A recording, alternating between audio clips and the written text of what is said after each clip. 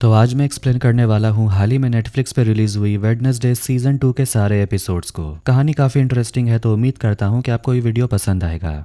Wednesday season 2 के पहले episode की शुरुआत होती है वेडनेसडे के साथ, जो कि अपने साइकिक पावर्स को पूरी तरह अपना चुकी है। अब वो ज्यादातर समय गुडी एडम्स की पुरानी किताब से अपने पावर्स को समझने और मजबूत करने में लगी रहती है। और अब उसके पास एक नया केस है सुलझाने के लिए, कैंसस सिटी स्कैल्पर वाला अधूरा केस। लेकिन ये कोई आम मर्डर इन्वेस्टिगेशन तो हो नहीं सकता। आखिर बात वेडनेसडे एडम्स की हो रही है तो सब कुछ क्रीपी और अजीब तो होना ही है। एकदम अजीब स्टाइल में वेडनेसडे एयरपोर्ट सिक्योरिटी पार कर जाती है। वहां वो हथियार लेकर पहुंच जाती है जो उसे लाना तो नहीं चाहिए था। फिर वो कैंसस सिटी पहुंचती है जहां उसे खतरनाक सीरियल किलर से भिड़ना है, जिसे सभी कैंसस सिटी स्कैल्पर के नाम से जानते हैं। लेकिन इस बार उसकी साइकिक विजन्स के साथ एक डरावना साइड इफेक्ट भी आया। उसकी आंखों से काले आंसू बहते हैं। मामला तब और भयानक हो जाता है जब स्कैल्पर उसे पकड़कर अपने बेसमेंट में बांध देता है। लेकिन ठीक समय पर थिंग आ जाता है। अपनी सूझबूझ और हिम्मत के साथ वो वेडनेसडे की जान बचा लेता है। आखिर में वेडनेसडे उस सीरियल किलर को मात देकर पकड़ लेती है। लेकिन आराम करने का टाइम नहीं है। उसे तुरंत वापस नेवर मोर एकेडमी लौटना है, जहां उसकी जिंदगी का एक नया चैप्टर शुरू होने वाला है। जैसी वो वहां पहुंचती है उसे पता चलता है कि उसका छोटा भाई पग्सली एडम्स अब इसी स्कूल में पढ़ेगा। और यही नहीं, उसके मम्मी पापा मोटिशिया और गोमेज भी अब पास के शहर जेरिको में ज्यादा वक्त बिताएंगे। स्कूल का नया प्रिंसिपल बैरी डॉट उसकी मम्मी को यह ऑफर देता है कि अगर वो स्कूल की अगली फंडिंग गाला ऑर्गेनाइज करे तो उन्हें स्कूल के पास में एक घर भी मिलेगा। मतलब अब पूरा एडम्स परिवार आस पास ही रहेगा, जो वेडनेसडे के लिए किसी बुरे सपने से कम नहीं है। स्कूल लौटते वक्त कहानी कुछ देर के लिए एक रहस्यमय इंसान की तरफ शिफ्ट होती है। वो दूर से एक कपल की फोटो ले रहा था, तभी एक आंख वाला कौवा उसे देख लेता है और थोड़ी देर में और भी कौवे आकर उसका पीछा करते हैं और उसकी वैन में अंदर घुसकर उसे चोंच मार मार कर उसे मार डालते हैं। ये डरावनी घटना दिखा देती है कि इस सीजन में भी रहस्य और खतरे भरे हुए हैं। नेवरमोर लौटने के बाद वेडनेसडे को जो स्वागत मिलता है उसे वो बिल्कुल पसंद नहीं आता।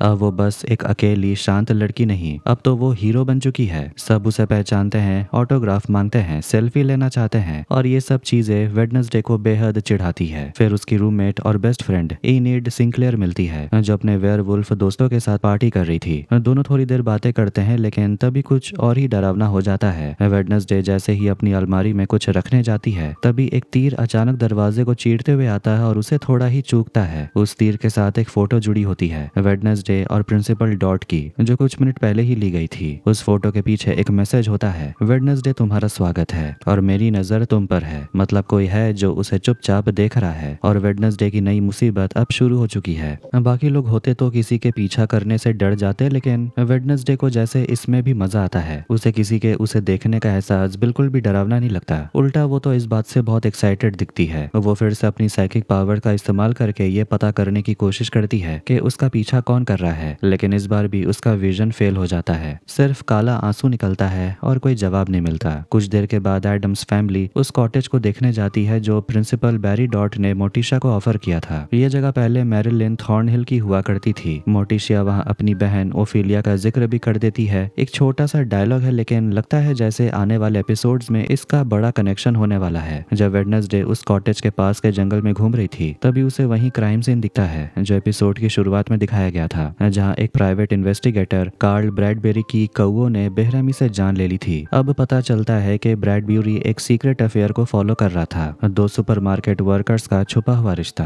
और शायद इसी चक्कर में उसकी जान चली गई। उसी जगह पर वेडनेसडे की मुलाकात होती है अपने नए दुश्मन से, शेरिफ रिची सेंटियागो, और वहीं पास में उसे काला हुडी पहने इंसान भी दिखता है। वो तुरंत उसके पीछे दौड़ती है और फिर पता चलता है कि वो तो डोनोवान गैल्पिन है, यानी टाइलर का पिता और पहले वाला शेरिफ। गैल्पिन बताता है कि वो ब्रैडबेरी के साथ मिलकर एक बड़ा सीक्रेट केस हैंडल कर रहा था, ऐसा कुछ जो पूरे आउटकास्ट समाज पर असर डाल सकता था। उसका मानना है कि ब्रैडबेरी को इसीलिए मारा गया क्योंकि वो सच के बहुत करीब पहुंच गया था। गैल्पिन अब भी वेडनेसडे से नाराज है क्योंकि टाइलर के साथ जो कुछ भी हुआ वो उसे भूला नहीं है, लेकिन फिर भी मजबूरी में वो वेडनेसडे से मदद मांगता है। वहीं दूसरी ओर वेडनेसडे को फिर से वही एक आंख वाला कौवा दिखता है, जैसे अब वो उसे देख रहा हो हर पल। नेवरमोर लौटने पर वेडनेसडे की मुलाकात होती है म्यूजिक डिपार्टमेंट की नई टीचर से, इजाडोरा कैपरी से। पहली मुलाकात से ही वेडनेसडे को कुछ अजीब लगता है। कैपरी का बिहेवियर इतना सस्पिशियस है कि वेडनेसडे उसे अपनी वॉच लिस्ट में डाल लेती है। इधर प्रिंसिपल डॉट भी इस सेमेस्टर के लिए कुछ नया प्लान कर रहा है। वो नेवर मोर की एक पुरानी परंपरा वापस लाने वाला है जिसका नाम है फाउंडर्स पी।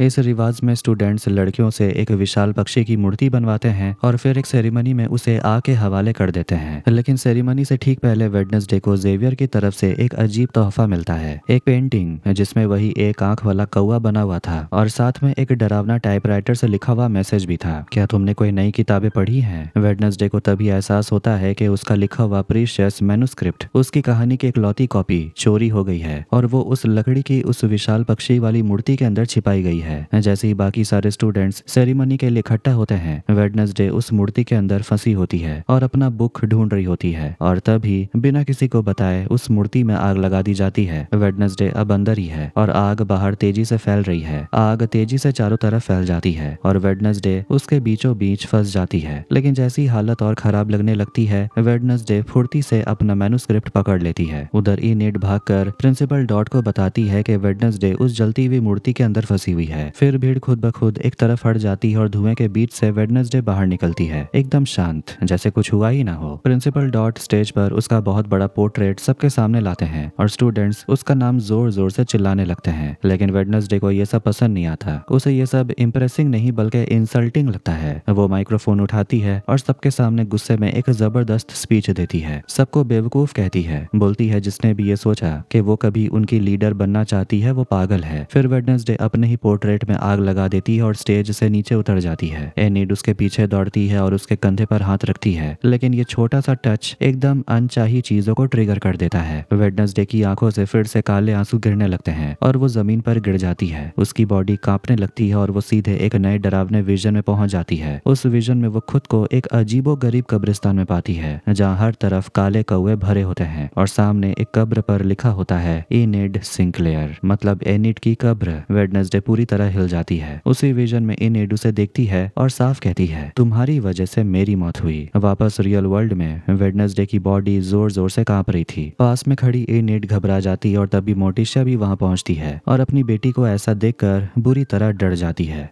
एपिसोड 2 की शुरुआत होती है वेडनेसडे के गहरे साइकिक विजन से। वो खुद को एक कब्रिस्तान में पाती है, चारों तरफ काले कौवे उड़ रहे होते हैं और दूर से उसकी बेस्ट फ्रेंड इनीड की चीख आती है। वो चिल्ला रही होती है कि उसकी मौत वेडनेसडे के वजह से हुई। अचानक वेडनेसडे की नींद खुलती है, उसका चेहरा सूखे काले आंसुओं से भरा होता है। पास में मोटिशा बैठी होती है जो उसे समझाती है ये काले आंसू दरअसल साइकिक थकावट की निशानी है। वो वेडनेसडे को कहती है कि उसे थोड़ा धीरे चलना चाहिए और अब से उसे एक नए मेंटोर की सलाह माननी होगी ताकि उसकी ताकतें ठीक से कंट्रोल में आए। लेकिन वेडनेसडे हमेशा की तरह बहुत बेसब्र है। वो कहती है कि उसके पास टाइम नहीं है, उसे सब कुछ जल्दी जो जानना है। लर्च उसे और थिंग को लेकर टाउन की ओर निकलता है। वेडनेसडे के दिमाग में हजार सवाल घूम रहे हैं, गैल्पिन की चेतावनी, जेवियर की रहस्यमय पेंटिंग और एनिड की मौत का वो डरावना विजन। इन सब के बीच में एक चीज कॉमन है, वो अजीब सा एक आंख वाला पक्षी। वेडनेसडे फैसला करती है कि उसे गैल्पिन के घर जाना चाहिए, लेकिन वहां पहुंचते ही उसे झटका लगता है। पूरा घर बंद पड़ा होता है और दीवारों पर ग्राफिटी बना होता है। अंदर जाकर वेडनेसडे को गैल्पिन की लाश एक कुर्सी पर पड़ी मिलती है। उसकी आंखें नोच ली गई थी। तभी उसके मुंह से अचानक कौवे निकलते हैं और खिड़कियां तोड़ते हुए उड़ जाते हैं। लेकिन एक कौवा जिसकी एक आंख लाल होती है थोड़ी देर तक वहीं रुका रहता है और फिर उड़ जाता है। वेडनेसडे तुरंत अपने साइकिक पावर से गैल्पिन के शरीर से कोई विजन निकालने की कोशिश करती है, लेकिन कुछ भी नहीं दिखता। जैसी वो दोबारा कोशिश करने लगती है तभी शेरिफ सेंटियागो वहां पहुंच जाती है और उसे गिरफ्तार कर लेती है, ट्रेसपासिंग और क्राइम सीन डिस्टर्ब करने के आरोप में। पुलिस स्टेशन में वेडनेसडे सफाई देती है कि उसे गैल्पिन ने बुलाया था। सेंटियागो उसे कहती है कि ब्रैडब्यूरी ने मरने से पहले गैल्पिन को कॉल किया था, लेकिन अब गैल्पिन का फोन गायब है। वेडनेसडे ये शक जताती है कि इसमें टाइलर का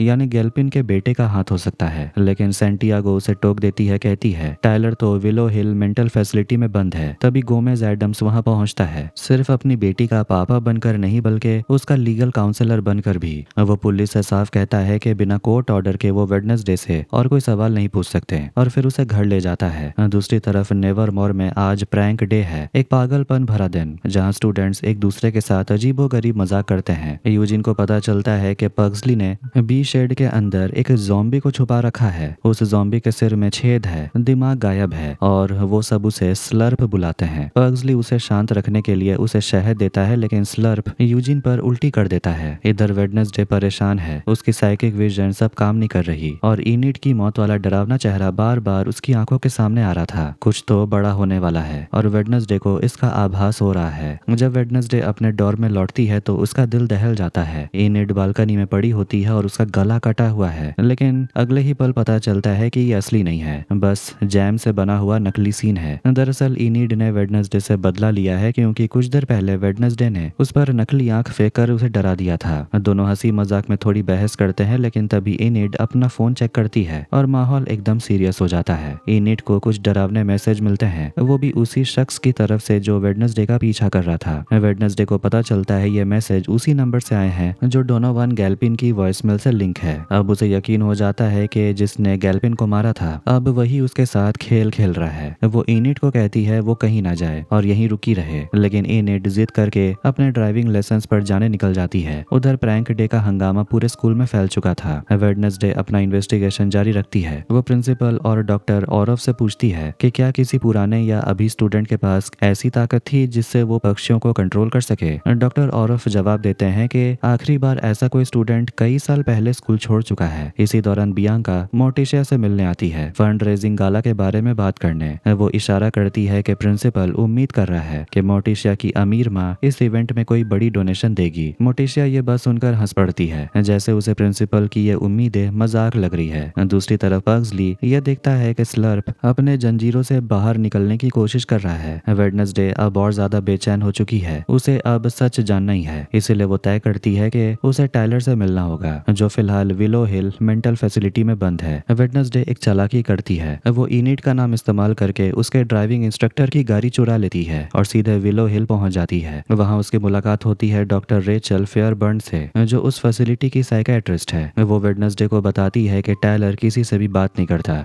लेकिन हो सकता है कि वेडनेसडे ही उससे कुछ बात निकाल पाए। वेडनेसडे फिर टाइलर से मिलने जाती है जो एक भारी सिक्योरिटी वाले सेल में बंद है। टाइलर उसे देखकर मजाकिया अंदाज में मुस्कुराता है और कहता है तो क्या ख्याल है इस जगह का? मुझे पता था कि तुम्हारी अजीब सी जिज्ञासा तुम्हें यहाँ जरूर लाएगी। फिर वो उसे ताना मारता है कि उसने उस मॉन्स्टर से प्यार कर लिया जो उसके अंदर छिपा है। वेडनेसडे जब उसे उसके पिता गैल्पिन की मौत के बारे में बताती है तो टाइलर बिल्कुल ठंडेपन से जवाब देता है उसे फर्क ही नहीं पड़ता और फिर वो एक भयानक धमकी देता है कि अगली बार जब मैं इनिट से मिलूंगा तो उसे मार डालूंगा। वेडनेसडे का खून जम जाता है क्योंकि ये खेल अब और ज्यादा खतरनाक हो चुका था। नेवरमोर में यूजिन दौड़ते हुए आता है और पग्सली को बताता है स्लर्प भाग गया है। उसी समय इनिड अपने नए क्रश और वेयरवुल्फ दोस्त ब्रूनो को अपने डॉर्म में लेकर आती है। वहां उन्हें थिंग के लिए एक गिफ्ट मिलता है, एक मग शॉट जो अंकल फेस्टर ने बर्थडे गिफ्ट के तौर पर भेजा है। तब उन्हें पता चलता है कि आज थिंग का जन्मदिन है, लेकिन परिवार वालों को तो याद ही नहीं। इसलिए इनिड फैसला करती है कि वो अपने वेयरवुल्फ पैक के साथ थिंग का जन्मदिन सेलिब्रेट करेगी। लेकिन बाहर निकलने से पहले ही कुछ अजीब होता है। ब्रूनो गायब हो जाता है और ठीक उसी समय थिंग का छोटा सा घर यानी कि चेस्ट खुद ब खुद लॉक हो जाता है और वो उसी में फंस जाता है। उधर बियांका पर प्रिंसिपल बैरी डॉट फिर से दबाव डालते हैं कि वो अपनी सायरन पावर का इस्तेमाल करके मोर्टिशिया को मजबूर करे कि वो अपनी माँ को फंड रेजिंग गाला में बुलाए। लेकिन इस बार बियांका प्रिंसिपल पर ही पावर्स आजमाती है, पर वो असर नहीं करता क्योंकि उसके पास एक कोरल पॉकेट वॉच है जो सायरन इन्फ्लुएंस को ब्लॉक कर देती है। फिर वो उसे ऑर्डर देता है कि उसे जो काम दिया गया है वो पूरा करे। जब वेडनेसडे अपने डॉर्म में लौटती है तो वो थिंग को आजाद करती है और वहाँ उसे इनिट का बैग पड़ा मिलता है जिसमें एक फोन बज रहा था। कॉल उठाने पर एक आवाज उसे बताती है कि उसके पास इनिट को ढूंढने के लिए सिर्फ 30 मिनट हैं और किसी और को इसमें शामिल ना करने की चेतावनी भी दी जाती है। उसी वक्त दरवाजे के नीचे एक पास कोड अंदर आता है और उस पर एक दिल बना होता है और एक मैसेज प्ले डेड। उधर इनिट को होश आता है तो वो खुद को और ब्रूनो को एक पुराने यागो क्लॉक टावर के टॉप पर जंजीरों से बंधा हुआ पाती है। वो टावर जो सालों से सील था, उनके ऊपर सैकड़ों चाकू लटके होते हैं। पहले तो इनिट को लगता है ये सब एजेक्स की कोई प्रैंक है, लेकिन तभी एक चाकू गिरता है और उसे यकीन हो जाता है ये असली खतरा है। इधर वेडनेसडे उस पास कोड को ध्यान से देखती है। उसे समझ समझ आता है कि दिल का मतलब है ऑर्गन और उस पर जो अक्षर लिखे हैं वो म्यूजिकल नोट्स हैं। स्कूल के म्यूजिक रूम में जाकर वो उन नोट्स को ऑर्गन पर बजाती है तो एक सीक्रेट पैसेज खुलता है। वो उस अंधेरी सुरंग में दाखिल होती है और उसे यह पता नहीं होता कि यह मास्क पहने शख्स चुपचाप उसका पीछा कर रहा है। टावर के अंदर उसे एक और क्लू मिलता है, क्लॉक टिकिंग। फिर उसे एक और टाइपराइटर मिलता है जिस पर लिखा होता है, तुम्हें क्या नहीं दिखता है, जवाब लिखो और अपने दोस्त को आजाद करो। आसपास किताबों की एक शेल्फ होती है और तभी उसे समझ आता है कि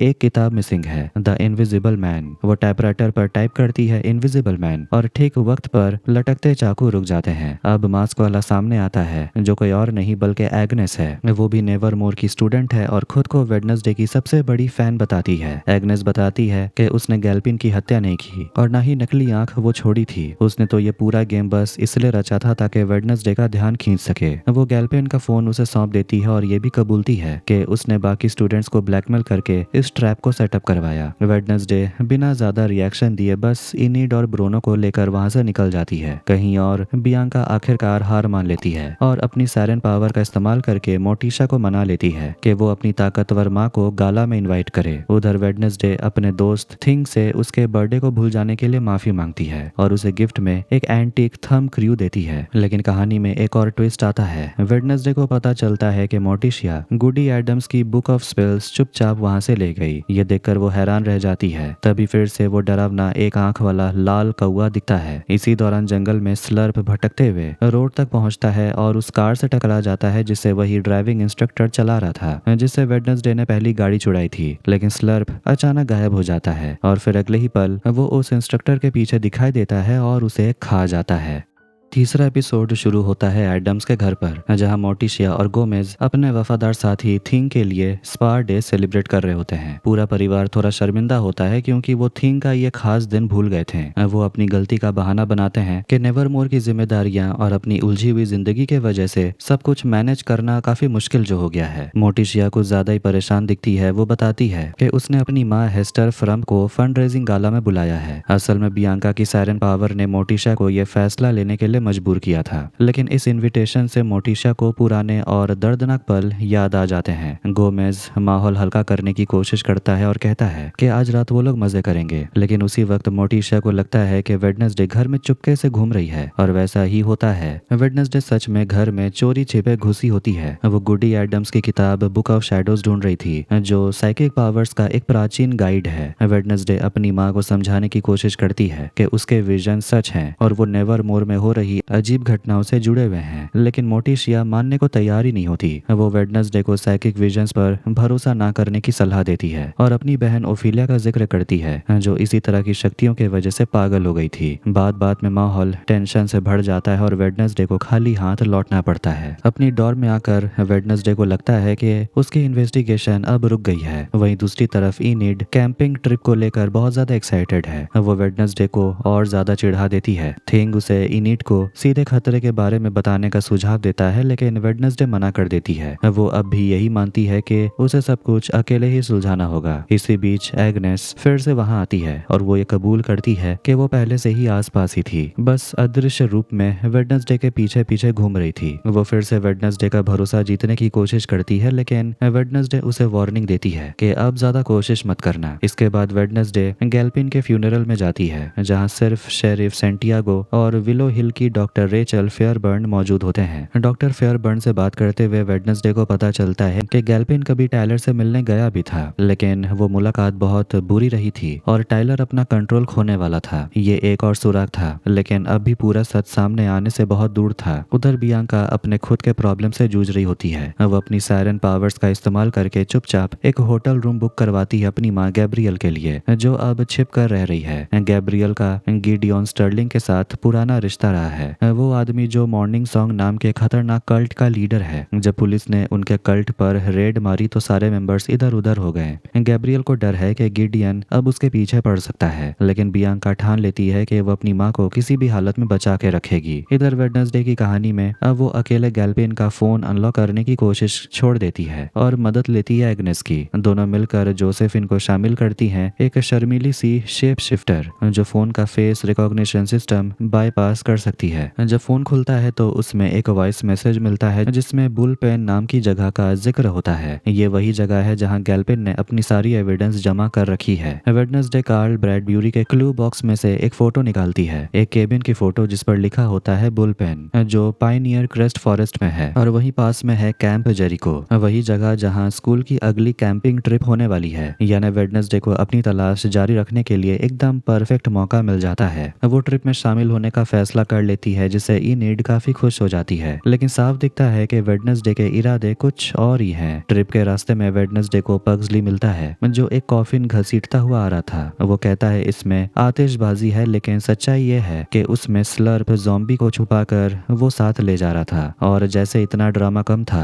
मोर्टिशिया और गोमेज भी ट्रिप पर पेरेंट शेपरॉन बनकर पहुंच जाते हैं, जिससे पूरे सीन में फैमिली ड्रामा का एक और लेयर जुड़ जाता है। कैंप जेरिको की शुरुआत तो मस्ती मजाक से होती है, लेकिन जल्दी सब कुछ गड़बड़ होने लगता है। पग्सली अपने दोस्त यूजिन को स्लर्प वाली सच्चाई बता देता है। गोमेज एक बार उनके टेंट में घुसने ही वाला होता है, जिससे सारा राज खुलने का खतरा पैदा हो जाता है। उसी समय प्रिंसिपल और फीनिक्स कैडेट्स के लीडर रॉन क्रूगर के बीच कैंप साइट की डबल बुकिंग को लेकर जोरदार झगड़ा हो जाता है। जब कोई समाधान नहीं निकलता तो वेडनेसडे सामने आती है और एक चैलेंज का सुझाव देती है, जो जीतेगा यहाँ आज वो लोग कैंप करेंगे। रूल्स बहुत सिंपल होते हैं, हर टीम को सामने वाली टीम की रंग बिरंगी बॉल चुरा कर एक ऊंचे वॉच टावर के ऊपर रखनी होती है। जो टीम पहले ये कर लेगी उसे पूरा कैंप मिल जाएगा। एक तरफ होते हैं आउटकास्ट और दूसरी तरफ होते हैं नॉर्मीज। गेम की शुरुआत जोश में होती है। फीनिक्स कैडेट शुरुआत में बढ़त बना लेते हैं, वो गंदे तरीके अपनाते हैं। एजेक्स अपनी मेड्यूसा वाली ताकत का इस्तेमाल करता है, यहाँ तक के टीयर गैस भी चलाते हैं ताकि आउटकास्ट को पीछे किया जा सके। लेकिन वेडनेसडे प्लान बदल देती है। वो यूजिन से कहती है कि कैडेट्स पर मधुमक्खियों का झुंड छोड़ दे, और फिर खुद टीयर गैस के बीच में आराम से निकलकर बॉल उठाकर ले आती है। समय से अब भी पीछे चल रही वेडनेसडे एक जिप लाइन बनाकर खुद सीधा वॉच टावर की छत पर पहुंच जाती है, और इस तरह आउटकास्ट के लिए जीत पक्की हो जाती है। बाकी सब जीत का जश्न मना रहे होते हैं, लेकिन वेडनेसडे चुपचाप वहां से निकल जाती है। उसे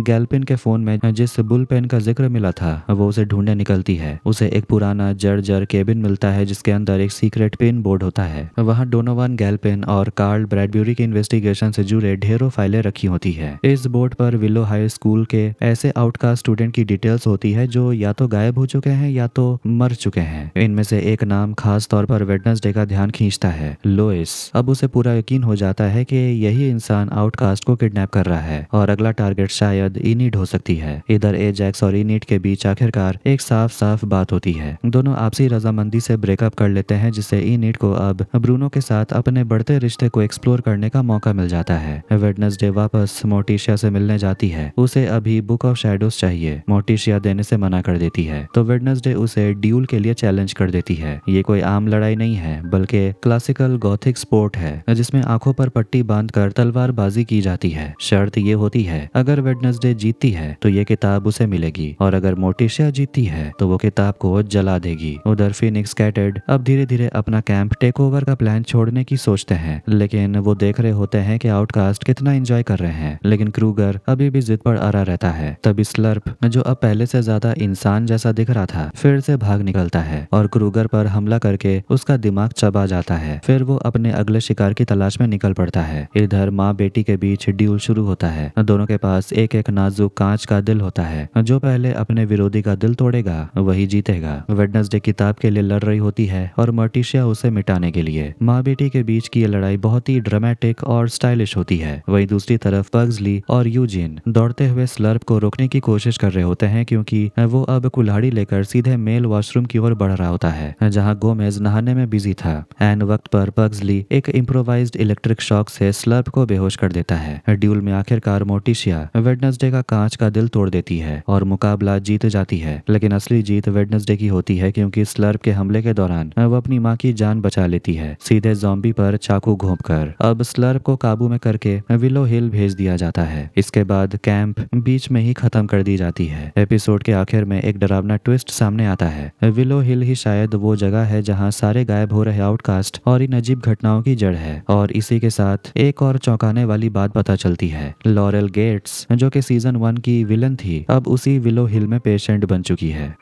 एपिसोड 4 की शुरुआत विलो हिल नाम के एक डरावनी सी मेंटल फैसिलिटी से होती है जो वेडनेसडे की इन्वेस्टिगेशन का सेंटर बना हुआ है। एक गार्ड मैरिल थॉर्नहिल को डॉक्टर फेयरबर्न से मिलवाने ले जाता है। मैरिलिन मीठी सी शक्ल बनाकर कहती है कि उसने फेयरबर्न की किताब पढ़ी है और उस किताब ने उसकी बहुत मदद की थी जब वो टायलर को मेंटली मैनिपुलेट कर रही थी। फेयरबर्न मानती है कि उसे लगा था थोड़ा अलग रहकर मैरिलिन और टायलर का बॉन्ड टूट जाएगा, लेकिन अब वो खुद समझना चाहती है कि मैरिलिन ने टायलर के साथ असल में किया क्या था ताकि शायद उसे ठीक किया जा सके। मैरिलिन चालाकी से कहती है कि वो सब कुछ बताएगी, बस एक शर्त पर, उसे विलो हिल में पेशेंट बनाकर रखा जाए, कैदी बनाकर नहीं। फेयरबर्न साफ मना कर देती है, कहती है कि उसका फ्यूचर सिर्फ ज्यूरी तय कर सकती है और अगर जरूरत पड़े तो टायलर पर और भी ज्यादा कड़े ट्रीटमेंट किए जाएंगे। फेयरबर्न उसे वापस सॉलिटरी कन्फाइनमेंट में भेजने का ऑर्डर देती है। अपनी पावर खोने से डरकर मैरिलिन मान जाती है, लेकिन फिर भी एक शर्त रखती है, उसे टायलर से मिलने दिया जाए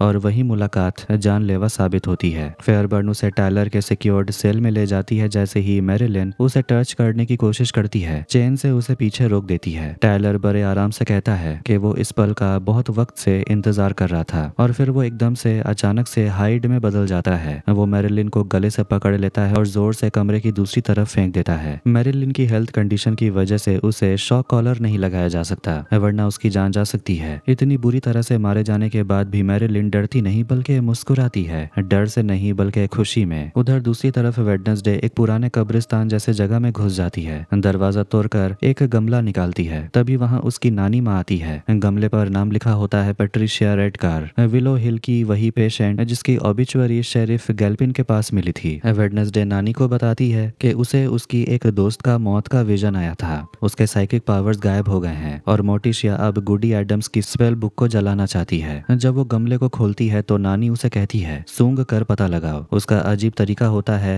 एशिश को पहचानने का। वेडनेसडे को राख से जानवरों की हड्डियों की बदबू आती है, इंसानों की नहीं। तभी वो एक आंखों वाला लाल कौवा वापस आ जाता है और वेडनेसडे के हाथ से ऑबिचुअरी छीन कर उड़ जाता है। उसके पीछे एक हुड पहने वाला इंसान बाइक से निकल पड़ता है। कहीं और नानी पूरा कब्रिस्तान खरीदने का ऑफर देती है ताकि ये पता लगाया जा सके कि इन नकली दाह संस्कारों की परमिशन किसने दी थी, और साथ ही मोटिशा को चिढ़ाने के लिए भी, जिससे ये पसंद नहीं है कि वेडनेसडे उनके फैमिली के डार्क बिजनेस में दखल दे रही है। उधर नेवरमोर में एक आंख वाला लाल कौवा अभी भी दूर से वेडनेसडे पर नजर रखा हुआ था। वेडनेसडे अपने डॉर्म में लौटती है और इनिड के दरवाजे पर लगे डू नॉट डिस्टर्ब क्रंची को इग्नोर करके अंदर चली जाती है। अंदर इनिड ब्रूनो के साथ होती है। तभी अचानक एग्नेस वहां आती है और मानती है कि वो काफी देर से वहां पर थी और वो इनिड और ब्रूनो को देख भी रही थी। ये सुनकर इनिड को काफी गुस्सा आता है और वहां से चली जाती है। एग्नेस वेडनेसडे को एक लेटर देती है, उसका पब्लिशर अब उसकी बुक को नहीं छापेगा। वेडनेसडे इसे सीरियसली नहीं लेती और एग्नेस को मना लेती है कि वो उसके साथ मिलकर विलो हिल में घुसने में मदद करे। वो अंकल फेस्टर की भी मदद लेती है, जिससे याद आता है कि कभी मोटिशिया ने उसे विलो हिल भेजा था और एक लड़की ओफिलिया से मिलने, लेकिन जब वो वहां पहुंचा तब तक ओफिलिया जा चुकी थी। फेस्टर अपनी इलेक्ट्रिसिटी यूज करके एग्नेस को विजिबल बना देता है और लोइस को ढूंढने में मदद करने के लिए मान जाता है। वो एक होटल में नकली नाम से चेक इन करता है और कैश में पेमेंट करता है, लेकिन उसके रूम से आ रही अजीब आवाजों की वजह से स्टाफ पुलिस को बुला लेती है। शेरिफ पहुंचती है, फेस्टर को अरेस्ट कर लेती है और होटल के पास वाले रूम में बियांका की मां गैब्रियल को भी ढूंढ लेती है। पता चलता है कि फेस्टर के पास कई फेक आईडी कार्ड्स हैं और वो बैंक रॉबरी के केस में वांटेड भी है। सैंटियागो डॉक्टर को कॉल करती है और फेस्टर को भी विलो हिल भेज दिया जाता है। नेवरमोर में बियांका एजैक्स, यूजीन और पग्सली के साथ गाला इनविटेशन कार्ड पैक कर रही होती है। प्रिंसिपल डॉट उन सबको कैंपिंग ट्रिप में हुए हंगामे की वजह से डिटेंशन भी देते हैं। तभी बियांका को उसकी माँ का मैसेज आता है कि उसे स्टेशन में लाया गया है, लेकिन डॉट उसे बाहर जाने नहीं देता। इसी बीच कॉटेज में वेडनेसडे मोटिशिया से ओफिलिया के बारे में सवाल करती है। थोड़ी नान नुकुर के बाद मोटिशिया बताती है कि जब ओफिलिया सेकेंड ईयर में थी तब उसे ब्रेकडाउन हुआ था और उसे विलो हिल भेजा गया था।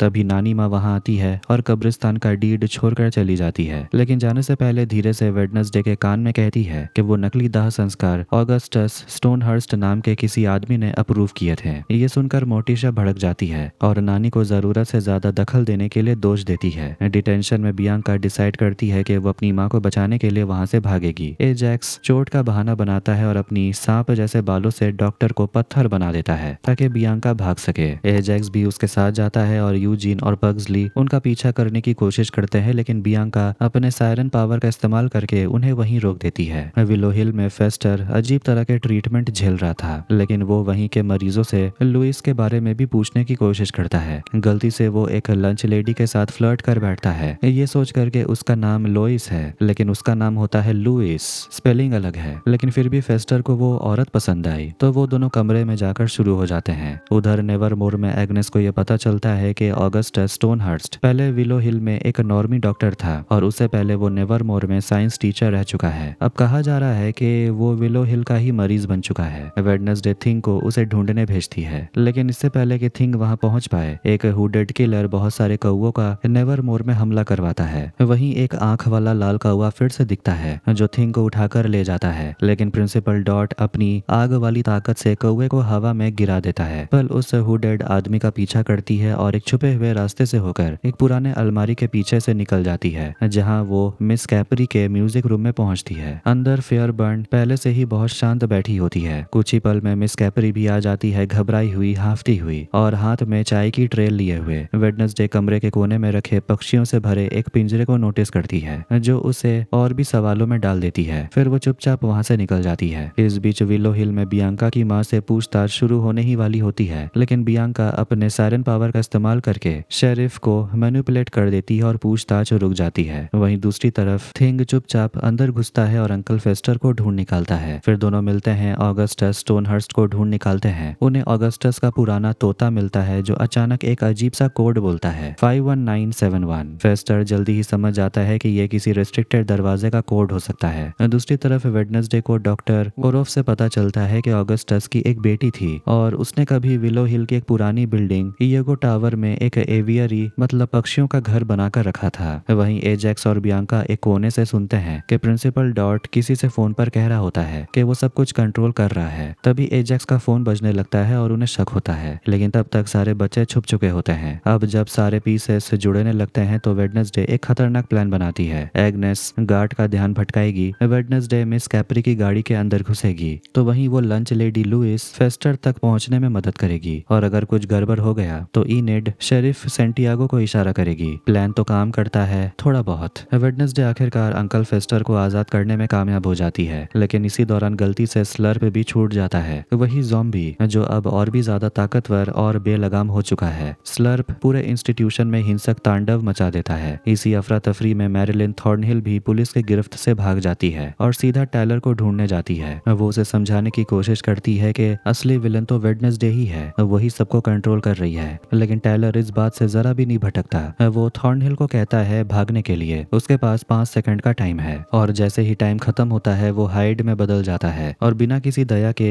वो थॉर्नहिल को मार डालता है। बाहर तेज बारिश हो रही है और सारे पेशेंट्स उस बर्बाद हो रहे इंस्टीट्यूशन से भागने लगते हैं। फेस्टर लुइस को अलविदा कहकर चला जाता है। अंदर डॉक्टर फेयरबर्न ऑगस्टस को व्हीलचेयर में लाकर बचाने की कोशिश करती है, लेकिन स्लर्प उन्हें ढूंढ लेता है। वो फेयरबर्न को खा जाता है और ऑगस्टस को पुराना दोस्त कहकर उस पर भी हमला कर देता है। उधर वेडनेसडे आखिरकार उस हुड पहनने वाले कातिल को ढूंढ लेती है जो एक छिपी हुई अंडरग्राउंड लैब में छुपा हुआ है। जब वो उसका हुड हटाती है तो पता चलता है कि वो कोई और नहीं बल्कि जूडी है, जो सबको एक सिंपल सी एडमिन लगती थी और डॉक्टर फेयरबर्न की असिस्टेंट थी। जूडी कबूल करती है कि वो असल में ऑगस्टस स्टोनहर्स्ट की बेटी है। उसके पिता ने उस पर गैर कानूनी एक्सपेरिमेंट किए थे ताकि नॉर्मिस को आउटकास्ट जैसी ताकत मिल सके। इस एक्सपेरिमेंट का नतीजा ये हुआ कि जूडी एक इंसान और पक्षी का हाइब्रिड बन गई और उसे अब बर्ड्स को कंट्रोल करने की ताकत है। और वो बताती है कि इस सीक्रेट प्रोजेक्ट का नाम लोइस है, एक लॉन्ग टर्म प्लान जिसे आउटकास्ट की पावर को चुरा कर नॉर्मीज में ट्रांसफर किया जा सके। लेकिन जूडी अपनी पूरी कहानी भी नहीं सुना पाती, तभी फेस्टर उसे जोरदार इलेक्ट्रिक शॉक दे देता है। सारे लाइट्स बंद हो जाते हैं और अंधेरे में अब आजाद हुए पेशेंट्स जिन्हें अपनी सच्चाई पता चल चुकी है जूडी पर टूट पड़ते हैं। इसी अफरा तफरी में वेडनेसडे एक डरी सहमी फीमेल पेशेंट को बचाने की कोशिश करती है। तभी अचानक हाइड टाइलर सामने आ जाता है और एक ही झटके में वेडनेसडे को उठाकर खिड़की से बाहर फेंक देता है। वेडनेसडे जमीन पर गिरती है, खून से लथपथ, बेहोश और टूटी हुई हालत में। उसी वक्त पीछे से पुलिस उस दानव पर गोली चलाना शुरू कर देती है। जमीन पर वेडनेसडे के दिमाग में एक सच्चाई गूंजती है, उसकी माँ सही थी, उसने कोई रहस्य नहीं सुलझाया बल्कि सब कुछ और भी ज्यादा बिगाड़ दिया। एपिसोड 5 के स्टार्टिंग में देखते हैं कि वेडनेसडे हॉस्पिटल में होती है। उसकी माँ मॉर्टिशिया उसके लिए मैकबेथ की किताब पढ़ रही थी, लेकिन उसके चेहरे पर हल्का सा दुख भी साफ दिख रहा था। तभी वहाँ वेडनेसडे के पापा गोमेज पहुंच जाते हैं और प्यार से पूछते हैं कैसी है मेरी शैतान परी। फिर जैसे ही दोनों बाहर जाते हैं वेडनेसडे को होश आ जाता है। वो अपनी पुरानी प्रिंसिपल को नर्स के रूप में अपने सामने देखती है। फिर जैसे वो बाहर निकलती अचानक एक अजीब सी जगह पहुंच जाती है, एक घने जंगल में। वहां उसे पुरानी प्रिंसिपल वीम्स नजर आती है जो कहती है मैं तुम्हारी नई मार्गदर्शक हूँ। लेकिन वेडनेसडे शक से कहती है झूठ है, ऐसा तो कोई परिवार का ही सदस्य हो सकता है। वीम्स कहती है कि हम दोनों बहुत दूर के रिश्तेदार हैं। इसके बाद वो वेडनेसडे को पूरा रिकैप सुनाने लगती है कि तुम्हारी दिव्य दृष्टि फिर से गायब हो गई। तुमने अपनी बेस्ट फ्रेंड इनिट को उसकी मौत के बारे में नहीं बताया। इतना ही नहीं, तुमने टाइलर को मेंटल हॉस्पिटल से भागने में मदद भी कर दी। मुबारक हो, तुम्हारा यही अभिमान तुम्हें फिर से डुबो देगा।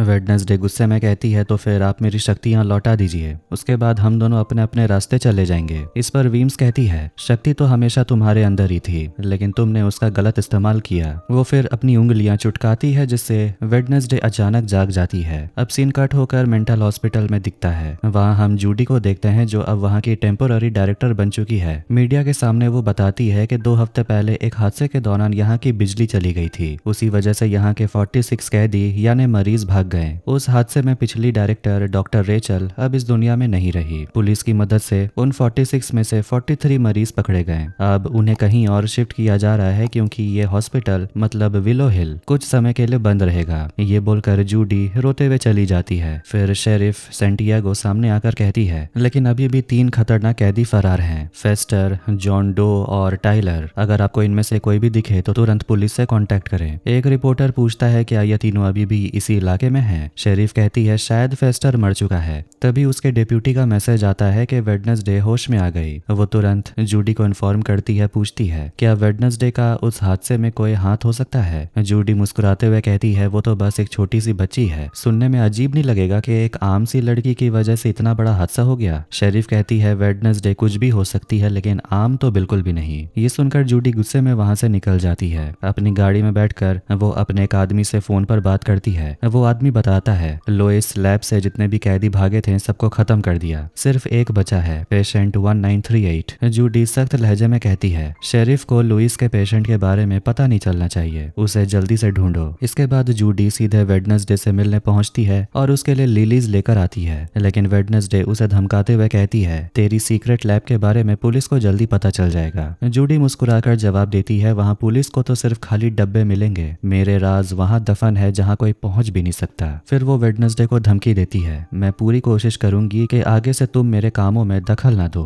लेकिन वेडनेसडे डट कर कहती है ये तो बस मेरा वार्म अप था, तहस नहस करना तो मेरा शौक है। और हाँ, ये पेशेंट 1938 कौन है? उसे तुम लोगों ने झूठी श्रद्धांजलि क्यों नहीं दी? वो इतनी खास क्यों है? जूडी बात घुमाने की कोशिश करती है तो वेडनेसडे समझ जाती है और कहती है तुम्हारा एक राज मुझे पता चल गया। इसके बाद जैसे ही वेडनेसडे बाहर निकलती है एक नर्स उसे मरे हुए गुलाब देती है। वो गुलाब किसी और की तरफ से भेजे गए थे। साथ में एक चिट्ठी भी थी जिसमें लिखा था तुम और इनिड आज रात मरोगी। वेडनेसडे तुरंत पूछती है ये किसने दिया? नर्स इशारा करती है और पीछे टाइलर खड़ा दिखता है। वेडनेसडे तुरंत उसके पीछे जाती है लेकिन कुछ देर बाद वो कहीं नजर ही नहीं आता। दरअसल टाइलर छुपा हुआ था और किसी तरह खुद को मॉन्स्टर बनने से रोक रहा था। दूसरी तरफ बियांका और एजैक्स गैब्रियल को लेकर स्कूल के उस हिस्से में पहुंचते हैं जो बहुत साल पहले जलकर बर्बाद हो चुका था। अब वहाँ कोई नहीं आता, इसलिए गैब्रियल वहाँ सेफ रह सकती है। वहाँ से निकलते हुए एजैक्स बताता है मैंने गिडियन को गूगल किया तो पता चला किसी ने रिपोर्ट किया है कि उसे बॉस्टन के एक मोटल में देखा गया। बियांका कहती है मेरी मॉम को इस बारे में मत बताना वरना वो परेशान हो जाएगी। एजैक्स कहता है यकीन नहीं होता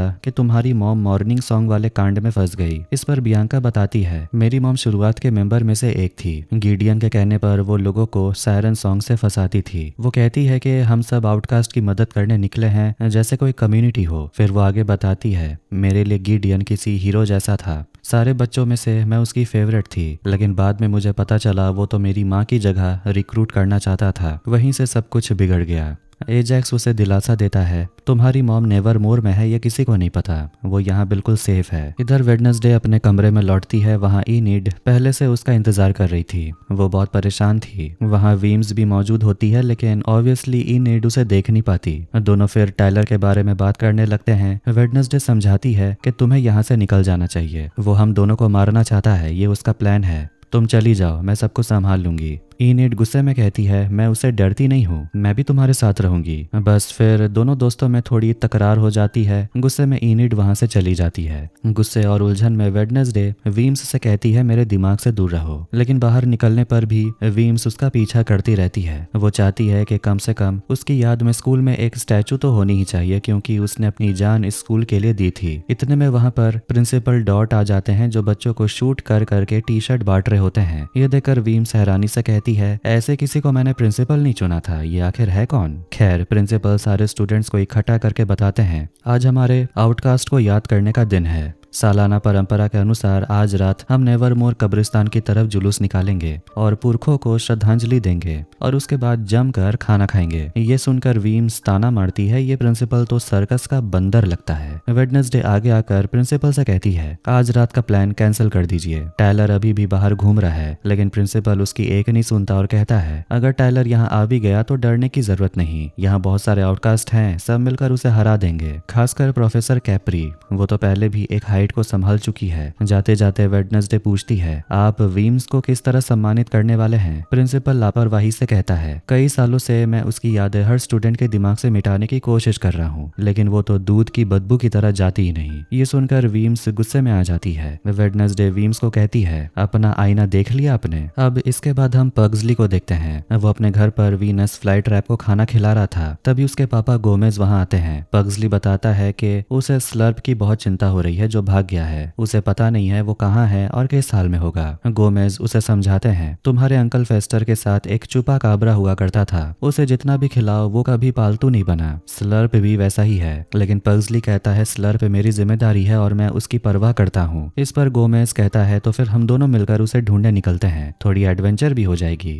दूसरी तरफ हम उसी सोल्जर को देखते हैं जो कि भागे हुए पेशेंट को ढूंढ रहा था। उसे जंगल में पैरों के निशान दिखाई देते हैं और वो एक खंडर के अंदर पहुंचता है। वहीं पर टायलर छुपा हुआ था। उसकी हालत बहुत खराब थी। उसे बार बार अपने पापा की परछाई नजर आती है, जो बस उसे ताना देते रहते हैं। गुस्से में टायलर चिल्लाता है, आपको हमेशा से पता था मेरा यही हाल होगा, फिर भी आपने मुझे संभाला नहीं, अब मुझे अकेला छोड़ दीजिए। तभी सोल्जर अंदर आता है। पानी में हलचल देखकर वो गोली चला देता है, लेकिन वहां सिर्फ एक पुतला था। अचानक टायलर हाइड में बदलकर सोल्जर को मार डालता है। इस बीच स्लर्प जंगल में इधर उधर भटक रहा था। अब सीन स्कूल की तरफ शिफ्ट होता है। वेडनेसडे अपनी म्यूजिक टीचर कैप्री से मिलती है। वो पूछती है, क्या आप पहले भी हाइड से लड़ चुकी हैं? और फिर सीधे सवाल करती है, ये एल्फी पेन कौन है? वो आपका बॉयफ्रेंड हुआ करता था ना, लेकिन सुना है कि वो भी टायलर की तरह मॉन्स्टर था, आपने ही उसे मारा था। वेडनेसडे रिक्वेस्ट करती है, टायलर आने वाला है, उससे पहले हाइड के बारे में मुझे आप जो जानती हैं सब बता दीजिए। लेकिन कैप्री चुप रहती है। जब वेडनेसडे जाने लगती है तब कैप्री बोलती है, मैं एल्फी को कभी समझ नहीं पाई, लेकिन मैं उसे बहुत प्यार करती थी। उसकी मास्टर भी उसे बहुत प्यार करती थी।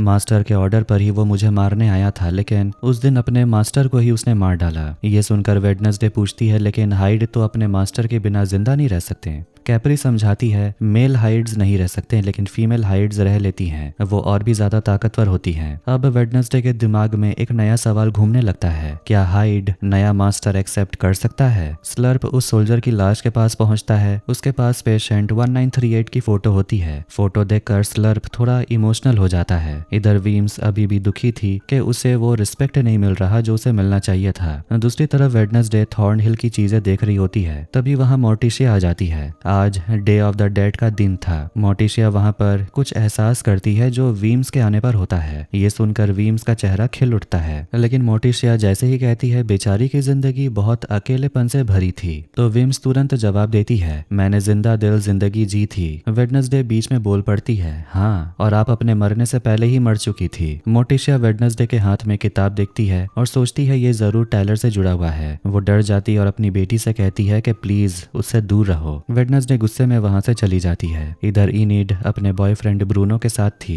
ब्रूनो उसे समझा रहा होता है, तुम्हें घर लौट जाना चाहिए, यहाँ तुम्हारे लिए रहना सेफ नहीं। तभी अचानक इनिड भागते हुए कमरे में आती है और थिंग से कहती है, टायलर को हराने के लिए हमें नाइट शेड्स की मदद लेनी होगी। थिंग एक चिट्ठी एजैक्स को देता है जिसमें लिखा था उसे रात 10 बजे इयागो टावर आना है। ये सब एग्नेस देख लेती है। रात को पग्सली और उसके पापा गोमेज जंगल में स्लर्प को ढूंढने आते हैं। काफी वक्त बीत चुका था, दोनों लगभग हार मान चुके थे। जब वो वापस लौटते हैं तो देखते हैं कि बहुत सारे लोग पिलग्रिम वर्ल्ड की तरफ जा रहे थे। दोनों भी उसी तरफ निकल जाते हैं। उधर पुलिस को उस सोल्जर की लाश मिलती है। एक ऑफिसर बताता है कि विक्टिम के दिमाग को खोपड़ी से चूस लिया गया है। शेरिफ को याद आता है कि 1 महीना पहले ड्राइविंग इंस्ट्रक्टर की बॉडी भी इसी हालत में मिली थी। हॉस्पिटल में भी 2 लाशें मिली थी जिनका यही हाल था और नेवरमोर स्कूल यहाँ से बहुत नजदीक था, इसीलिए शेरिफ आदेश देती है स्कूल पर नजर रखो। पग्सली और गोमेज जैसे ही पिलग्रिम वर्ल्ड पहुंचते हैं वहां आर्लीन उनका स्वागत करती है। वहां मेले में बहुत भीड़ होती है और वहीं पर स्लर्प भी पहुंच जाता है। इधर एग्नेस वेडनेसडे से मिलने आती है।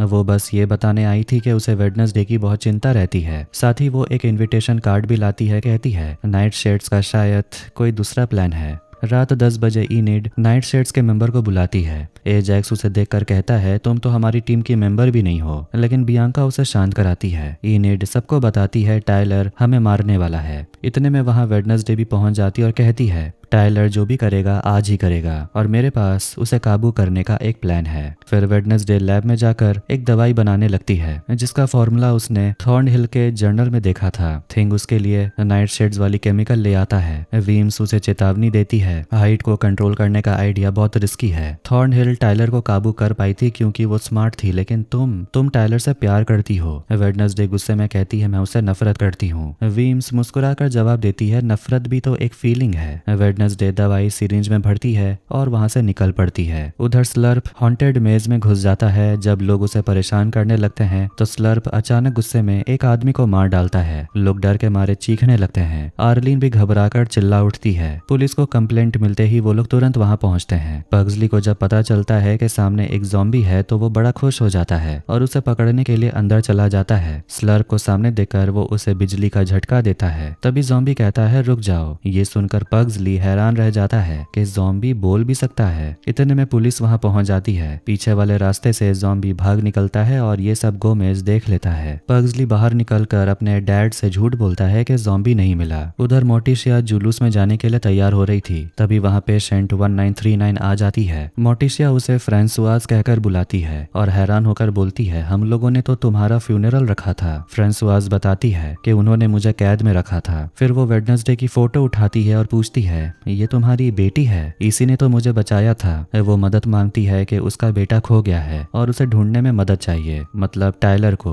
वो कहती है वो यहीं आने वाला है। इधर कब्रिस्तान में प्रिंसिपल और सारे स्टूडेंट्स पहुंच जाते हैं। उनके बीच में टायलर भी पहुंच जाता है। थिंग इशारा करके वेडनेसडे को बता देता है वो आ गया है। वेडनेसडे और उसकी टीम सतर्क हो जाती है। इनिड सीधे टायलर के सामने जाती है और उसे एक बिल्डिंग की तरफ लेकर आती है। वहां बाकी लोग बाहर निकलते हैं। टायलर कहता है तलवार से मेरा कुछ नहीं होगा और वो खुद को राक्षस मतलब हाइड में बदल लेता है। जैसे ही वेडनेसडे सिरिंज लेकर पीछे से आती है राक्षस उसे जोर से पीछे फेंक देता है। वो इनिड को मारने वाला था कि वेडनेसडे बीच में आकर उसे रोक लेती है। तभी वहां दूसरा हाइड आ जाता है। वो टायलर को दूर फेंक देता है और वेडनेसडे को मारने ही वाला था कि मोटिशिया उसे रोक देती है और वो दूसरा हाइड कोई और नहीं बल्कि फ्रांसुआज थी। दोनों हाइड वहां से भाग जाते हैं। वेडनेसडे गुस्से में अपनी माँ से कहती है सब कुछ मेरे काबू में था, आपने उसे फ्रांसुआज बुलाया, क्या वो टायलर की माँ थी? मोटिशिया बताती है हाँ, और उसे हॉस्पिटल से तुमने ही रिहा किया था। उसने मुझसे कहा कि वो अपने बेटे को काबू करेगी और उसे यहाँ से हमेशा के लिए ले जाएगी।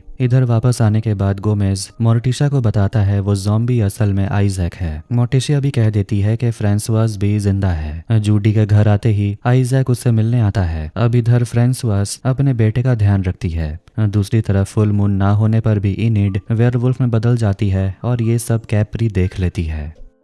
अब देखते हैं कि वेडनेसडे इनिट की तरह रंग बिरंगे कपड़े पहनकर उसी की तरह अतरंगी हरकतें करते हुए सब स्टूडेंट्स के सामने डांस करने लगती है। लेकिन सवाल यह है कि ये करिश्मा हुआ कैसे। इसके लिए कहानी जाती है 16 घंटे 36 मिनट पहले। प्रिंसिपल के रूम में वेडनेसडे, उसके मम्मी पापा और इनिड प्रिंसिपल और शेरिफ को बता रहे होते हैं कि टायलर जुलूस में आया था और उन्होंने उसे फंसाने और काबू करने की कोशिश भी की थी, लेकिन वो कामयाब नहीं हो पाए। वहाँ एक दूसरा हाइड भी आ गया था। वेडनेसडे बताती है कि दूसरा हाइड फ्रांसवास थी। शेरिफ कहती है लेकिन वो तो 15 साल पहले ही मर चुकी है। मोटिशा आगे बोलती है कि फ्रांसवास ने मुझसे वादा किया था कि वो अपने बेटे को लेकर यहाँ से जा चुकी है और अब कभी जेरिको वापस नहीं आएगी। शेरिफ मोटिशा को अरेस्ट करने के बारे में सोचती है, लेकिन वेडनेसडे टोक देती है, ये गलती तो आपकी ही थी कि आपने अपनी पूरी टीम पिलग्रिम वर्ल्ड भेज दी। प्रिंसिपल स्कूल में कर्फ्यू लगा देते हैं। इधर वीम्स वेडनेसडे को चिढ़ाने लगती है कि तुमने जो कुछ भी किया उससे कुछ हासिल नहीं हुआ। वेडनेसडे आखिरकार पूछती है मैं ये सब कैसे रोकूं। वीम्स बताती है तुम्हारी माँ के साथ अनबन चल रही है, उसकी वजह से तुम्हारी दिव्य दृष्टि चली गई।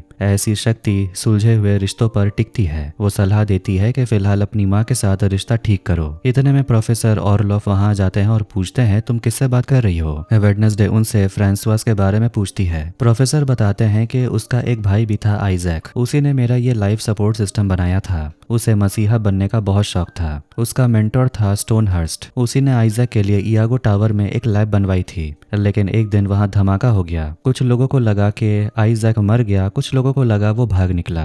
वेडनेसडे गुस्से में पग्सली से जाकर मिलती है और पूछती है तुमने उस ज़ॉम्बी को कब देखा था। पग्सली बताता है मैंने उसे पिलग्रिम वर्ल्ड में देखा था। वेडनेसडे बताती है उसका नाम आइजैक नाइट है। पग्सली अपनी बहन को एक फोटो देता है जो ज़ॉम्बी की जेब से गिरा था। उसमें फ्रांसवास की तस्वीर थी, मतलब साफ था आइजैक अपनी बहन को ढूंढ रहा है। उधर फ्रांसवास टेलर की देखरेख कर ही रही होती है। उसका पैर बेड़ियों से बंधा होता है। फ्रांसवास जोर से खांसने लगती है और खून भी निकलता है जिसे वो छुपाती है। टायलर उस पर चिल्लाता है तो फ्रांसवास उसे जोर से थप्पड़ मार देती है। इधर इनिड से मिलने ब्रूनो आता है। दोनों एक दूसरे को किस करते हैं। तभी वहाँ कैप्री पहुंच जाती है और ब्रूनो चला जाता है। कैप्री इनिड से पूछती है कल रात क्या हुआ था। इनिड घबरा कर कुछ भी बताना नहीं चाहती, लेकिन कैप्री कहती है मुझे जो समझ आ रहा है उससे लगता है कि तुम अल्फा बनने वाली हो। पहली बार जब तुम वुल्फ बनी थी तो ब्लड मून की रात थी और ये तुम्हारे अल्फा होने का इशारा है। अल्फा सबसे शक्तिशाली होते हैं। इनिड घबरा जाती है क्योंकि उसे पता है अल्फा हमेशा अकेले हो जाते हैं। तभी कैप्री को खबर मिलती है कि स्कूल में कर्फ्यू लग चुका है। वेडनेसडे अपनी नानी हेस्टर से मिलने जाती है और कहती है मुझे अपनी साइकिक पावर वापस चाहिए। थोड़ी बहुत बातें करने के बाद वेडनेसडे फ्रांसवास की फोटो दिखाती और कहती है मैंने गलती से इसे भी फ्री कर दिया। नानी माँ उसे प्रोफेसर रोजालिन रॉटवुड के बारे में बताती है जो कमाल की रेवन थी और स्कूल में र्यून्स और एंशिएंट क्रिप्टोलॉजी पढ़ाया करती थी। जिस घर में वेडनेसडे के मम्मी पापा मोटिशिया और गोमेज ठहरे हुए हैं वो असल में रोजालिन का घर था। उसके पास भी ऐसे ही साइकिक पावर्स थी। नानी माँ समझाती है रोजालिन कब्रिस्तान में दफन है। उसकी कब्र का पत्थर काली शक्तियों से भरा हुआ है। अगर कोई रेवन वहाँ लिखे शब्दों को दोहराए तो उसे थोड़े समय के लिए दिव्य दृष्टि मिल जाती है। कर्फ्यू होने के बाद वेडनेसडे कब्रिस्तान जाने का प्लान बनाती है। इनिड उसे रोकने की कोशिश करती है। दोनों दोस्तों के बीच फिर से झगड़ा हो जाता है। इनिड गुस्से में कहती है तुम हमेशा प्रॉब्लम्स खड़ी करती हो फिर उन्हें सॉल्व करके लोगों की नजर में हीरो बन जाती हो। खैर गुस्से में वेडनेसडे कब्रिस्तान निकल जाती है। उधर थिंग से पता चलता है कि कैप्री रूम्स चेक करने के लिए आने वाली है। इनिड तुरंत निकलती है वेडनेसडे को वापस लाने। कब्रिस्तान में वेडनेसडे रोजालिन की कब्र पर लिखे शब्दों को दोहराती है और उसे विजन आता है। उसके सामने रोजालिन प्रकट होती है और कहती है अपनी साइकिक पावर वापस पाने के लिए इस फ्लेम पर हाथ रखो, लेकिन याद रखना अगर गलती से हाथ हटाया तो इसकी कीमत तुम्हें चुकानी पड़ेगी। तभी इनिड वहां वेडनेसडे को बुलाने पहुंचती है। वेडनेसडे फ्लेम से हाथ हटा लेती है। नतीजा ये होता है कि दोनों कब्रिस्तान में बेहोश होकर गिर जाती हैं। अब जैसे कि कहा गया था कीमत चुकानी पड़ेगी, हुआ ये कि इनिड और वेडनेसडे की आत्मा बदल जाती है। अब इनिड वेडनेसडे के शरीर में है और घबरा कर चिल्लाने लगती है। वेडनेसडे को ऐसा देखकर काफी मजा आता है। वेडनेसडे असली वाली फिर से कब्रिस्तान जाकर सब कुछ ठीक करने का सोचती है। इनिड बहुत घबराई हुई थी। तभी बियांका इनिड को बुलाती है। वो इनिड जो अब वेडनेसडे के शरीर में थी उसकी अजीब हरकतें देखकर वो हैरान हो जाती है। असल वाली वेडनेसडे मतलब इनिड के शरीर में जो है वो कहती है तुम किसी से बात मत करो, अकेले जाकर बैठ जाओ और सबसे दूर रहो। इतने में एग्नेस सामने आ जाती है और केस का अपडेट देने लगती है। लेकिन इनिड जो वेडनेसडे के शरीर में है उसे कुछ समझ नहीं आता। वो बस अपने खाने का ऑर्डर लेकर चली जाती है। ये देखकर एग्नेस को काफी अजीब लगता है। उधर असली वेडनेसडे ब्रूनो उसके पीछे आ जाता है, लेकिन वेडनेसडे उसे उठाकर पटक देती है और वापस चली जाती है। रंग बिरंगी आइसक्रीम खाने के बाद इनिड जो वेडनेसडे के शरीर में थी उसके शरीर में खुजली होने लगती है। तभी मोटिशिया वहां आ जाती है और कहती है मेरे पास इसका इलाज है। वो क्रीम लगाती है और खुजली तुरंत गायब हो जाती है। मोटिशिया बताती है इस क्रीम में ताजा हड्डियों की राख है, इस राख से हमें मिलती है लाश जैसा निखार। इनिड ये सुनकर हक्की बक्की रह जाती है। मोटिशिया वेडनेसडे जो असल में इनिड है उसे दवा देती है और उसे इतना खिला खिला देकर कहती है आज रात तुम्हें डिनर के लिए आना चाहिए, तुम्हारा भाई भी आने वाला है। इधर असली वेडनेसडे फिर से रोजालिन की कब्र पर पहुंचती है, लेकिन वहां वीम्स आकर ताना मारने लगती है। कहती है पहले भी ऐसा हो चुका है और जिन 2 लोगों के साथ ये हुआ था 24 घंटे में उनकी मौत हो गई। उधर आइजैक धीरे धीरे ज़ॉम्बी से इंसान में बदल रहा था। वो एक डॉग हाउस के अंदर चला जाता है। इधर फ्रांसवास और टाइलर नाश्ता कर रहे होते हैं, तभी अचानक आइजैक वहां आ जाता है। फ्रांसवास पहले तो घबराकर बंदूक उठा लेती है और कहती है तुम तो मर चुके थे, लेकिन अगले ही पल वो अपने भाई को गले लगा लेती है और अपने बेटे को कहती है ये तुम्हारे मामा आइजैक हैं। लेकिन तभी फ्रांसवास को तेज खांसी होने लगती है। आइजैक बताता है हाइड बिना मास्टर के ज्यादा समय तक जी नहीं सकते। वो अपनी बहन से कहता है कि मैं तुम्हें बचा सकता हूँ, मुझे बस उस मशीन की जरूरत है। फ्रांसवास बताती है कि मशीन मेंटल हॉस्पिटल में रखी हुई है, सिर्फ जूडी ही उसे चला सकती है। आइजैक तब जूडी का आई कार्ड दिखाकर कहता है वो अब इस दुनिया में नहीं रही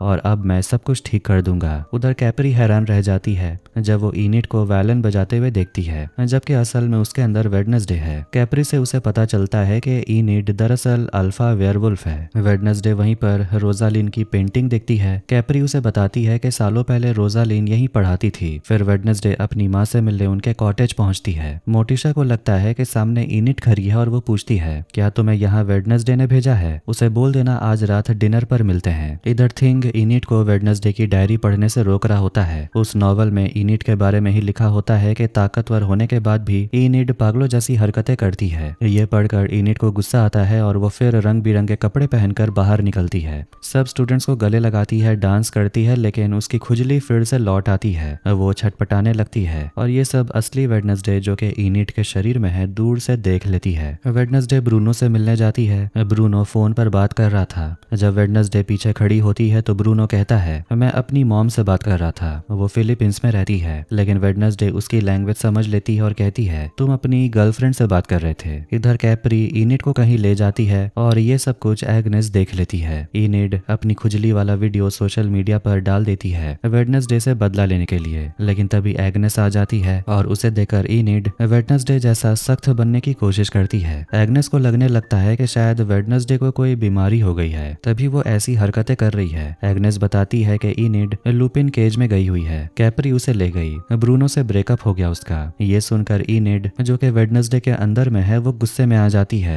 एग्नेस को लगता है कि वेडनेसडे का यह पागलपन इनिड का असर है। इनिड जो कि वेडनेसडे के अंदर है वो गुस्से में एग्नेस से कह देती है मैंने बस तुम्हारा इस्तेमाल किया, तुम मेरी बेस्ट फ्रेंड की जगह कभी नहीं ले सकती। ये सुनकर एग्नेस का दिल टूट जाता है और वो रोते हुए प्रोफेसर के सपोर्ट ग्रुप में चली जाती है। उधर डिनर के वक्त पूरा एडम्स परिवार लर्च द्वारा बनाए गए खाने का मजा ले रहे थे। इनिड खाना देखकर डर जाती है। मोटिशा कहती है क्या हो गया, ये तो तुम्हारा फेवरेट डिश है। गोमेज हंसते हुए कहता है ये जानवर हमारी गाड़ी के सामने आ गया था, 2 बार गाड़ी चढ़ाकर इसका कीमा बना दिया, उम्मीद है तुम्हें पसंद आएगा। इसी बीच पग्सली कबूल करता है कि उसने ज़ॉम्बी को जानबूझकर खुला छोड़ दिया। ये सुनकर गोमेज उसे लेकर वहां से चले जाते हैं। मोटिशिया वेडनेसडे से कहती है मैंने इनिड को रोजालिन के कमरे में देखा, क्या तुम्हें पता है वो वहां क्यों गई थी? वेडनेसडे कहती है नहीं मुझे नहीं पता। तभी मोटिशिया को एहसास होता है कमरे में और भी कोई मौजूद है और अचानक वहां पर वीम्स दिखाई देने लगती है। वो बताती है कि अब वो वेडनेसडे की मार्गदर्शक है। वीम्स सब कुछ साफ कर देती है कि वेडनेसडे और इनिड की आत्मा अदला बदली हो चुकी है। ये सुनकर इनिड डर के मारे कहती है वेडनेसडे लुपिन गुफा में कैद है। मोटिशा कहती है तुम्हारे पास तब सिर्फ सुबह तक का समय है, जिंदा रहने का यही तरीका है। उधर आइजैक प्रोफेसर ऑर्लोफ के सामने आ जाता है। प्रोफेसर उसे देखकर हैरान रह जाता है, लेकिन आइजैक उन्हें तुरंत मार डालता है। इसी बीच एग्नेस गलती से वहां पहुंच जाती है और सब कुछ देख लेती है,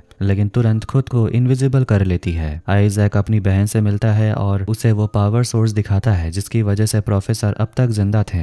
टाइलर कार की डिक्की में जूडी की लाश देखता है और उसे लग रहा था वहाँ कोई और भी है, लेकिन उसे कुछ नजर नहीं आता। फिर वो तीनों वहाँ से निकलते हैं। इधर इनिड असली वेडनेसडे से मिलने के लिए गुफा तक पहुंचती है और उसे बाहर निकालती है। तभी एग्नेस का कॉल आता है। एग्नेस कहती है, मुझे पता है वेडनेसडे तुम मुझे अपना दोस्त नहीं मानती, लेकिन मैंने टाइलर और आइजैक को ढूंढ लिया है। मैं उनकी गाड़ी में छुपी हुई हूँ और तुम्हें अपना लोकेशन भेज रही हूँ। ये सुनते ही वेडनेसडे और इनिड तुरंत हॉस्पिटल की तरफ निकल जाते हैं। हॉस्पिटल में आइजैक मशीन ऑन करता है और अपनी बहन को प्रोसीजर के लिए तैयार करता है। वो कहता है कि अब तुम्हें इस श्राप से आजादी मिलेगी, लेकिन टाइलर कहता है ये कोई श्राप नहीं है, मॉन्स्टर बनना तो असली आजादी है। उसकी माँ जवाब देती है, इस आजादी की एक कीमत है। उसी वक्त वहाँ एग्नेस भी मौजूद होती है। वो वेडनेसडे का भेजा हुआ मैसेज पढ़ रही थी। टाइलर को एहसास होता है कि यहाँ कोई और भी है और वो तुरंत एग्नेस को पकड़ लेता है और उसे पिंजरे में बंद कर देता है। थोड़ी देर बाद वेडनेसडे और इनिड हॉस्पिटल पहुंच जाते हैं। वेडनेसडे जैसे ही एग्नेस को फ्री करने वाली होती है तभी टाइलर वहां जाता है।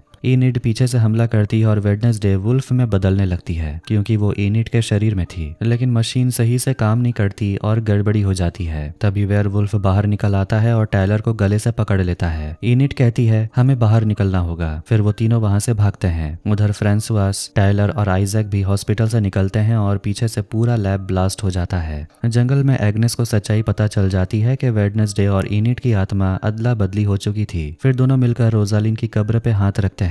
इनिड वेडनेसडे के रूप में कहती है, वेडनेसडे बनकर मुझे समझ आया कि तुम कितनी नीडर हो, लेकिन तुम्हें बस इस बात का डर है कि लोग तुम्हारे अंधेरे वाली साइड देखकर तुम्हें अपनाएंगे नहीं। वेडनेसडे जवाब देती है, और तुम्हें लगता है कि अल्फा बनकर तुम अकेली रह जाओगी, लेकिन मैं ऐसा नहीं होने दूंगी। मैं तुम्हारे साथ हूँ। तुम्हें कमजोर समझना मेरी बहुत बड़ी गलती थी। इनिड मुस्कुराती है और फिर दोनों बेहोश होकर गिर जाते हैं। जैसे ही सुबह होती है दोनों वापस अपने अपने शरीर में लौट आते हैं। अब सब कुछ नॉर्मल हो चुका था। तभी वीम्स वेडनेसडे को बताती है कि इनिड की मौत टल चुकी है, लेकिन अब किसी और की जान जाने वाली है और इस बार एडम्स फैमिली का कोई सदस्य मरेगा। लेकिन बड़ा सवाल है, कौन?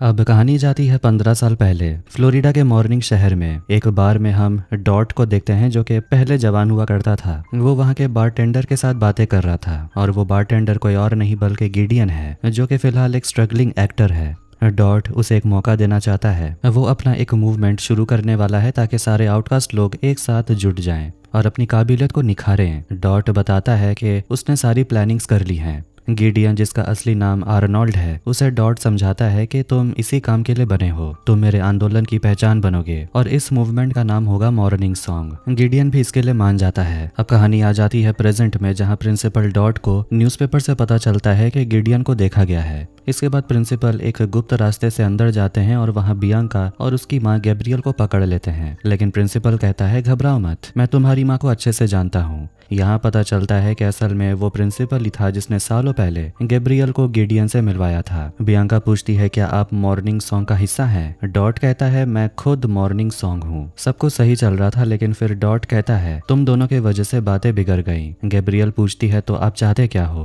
प्रिंसिपल कहता है, मैं चाहता हूँ कि तुम दोनों फिर से अपने अपने काम पर लौट जाओ। प्रोफेसर की हत्या के बाद भी स्कूल में होने वाले गाला पर कोई रोक नहीं लगाने वाला। ये सुनकर शेरिफ थोड़ी हैरान हो जाती है। तो प्रिंसिपल कहता है, प्रोफेसर भी यही चाहते थे कि हम सब शांत रहें और आउटकास्ट की एकता दिखाएं। इधर इनिड स्कूल में पुलिस देखकर कहती है, आखिर ये लोग मॉन्स्टर कैसे पकड़ेंगे? तो वेडनेसडे बोलती है कि तुम तो मेरी तरह नेगेटिव बन गई हो। इनिड कह देती है, हाँ, तुम्हारी छाप जो मेरे अंदर रह गई है। तभी वहाँ एग्नेस आ जाती है और इनिड से उसका हमेशा की तरह नोक झोंक शुरू हो जाता है। वेडनेसडे बताती है कि इनिड की मौत टल चुकी है, लेकिन अब कोई और मरने वाला है। ये सुनकर इनिड खुश हो जाती है कि उसकी जान बच गई, लेकिन वो पूछती है, अब कौन मरेगा? वेडनेसडे बताती है, एडम्स परिवार का ही कोई मरेगा। एग्नेस आइजैक के नाम का एक फाइल निकालकर वेडनेसडे को देती है। इधर गोमेज और मोटिशिया चूहों को खाने के लिए बैठे ही होते हैं कि तभी वहां वेडनेसडे आ जाती है आइजैक वाला फाइल लेकर। उसे पता चला कि आइजैक उसके पापा गोमेज का रूममेट हुआ करता था। फिर वो बताने लगते हैं कि आइजैक की मदद से ऑगस्टस स्टोनहर्स्ट को यह पता लगाना था कि आउटकास्ट को शक्ति कहाँ से मिलती है, लेकिन आइजैक कुछ और ही चाहता था। वो तो अपनी बहन के अंदर के मॉन्स्टर मतलब हाइड को मारना चाहता था। गोमेज कहता है, मुझे तो ये भी नहीं पता था कि पग्सली का ज़ॉम्बी असल में आइजैक था। मैंने तो उसे पहली बार पिलग्रिम वर्ल्ड में देखा, तब जाकर पता चला।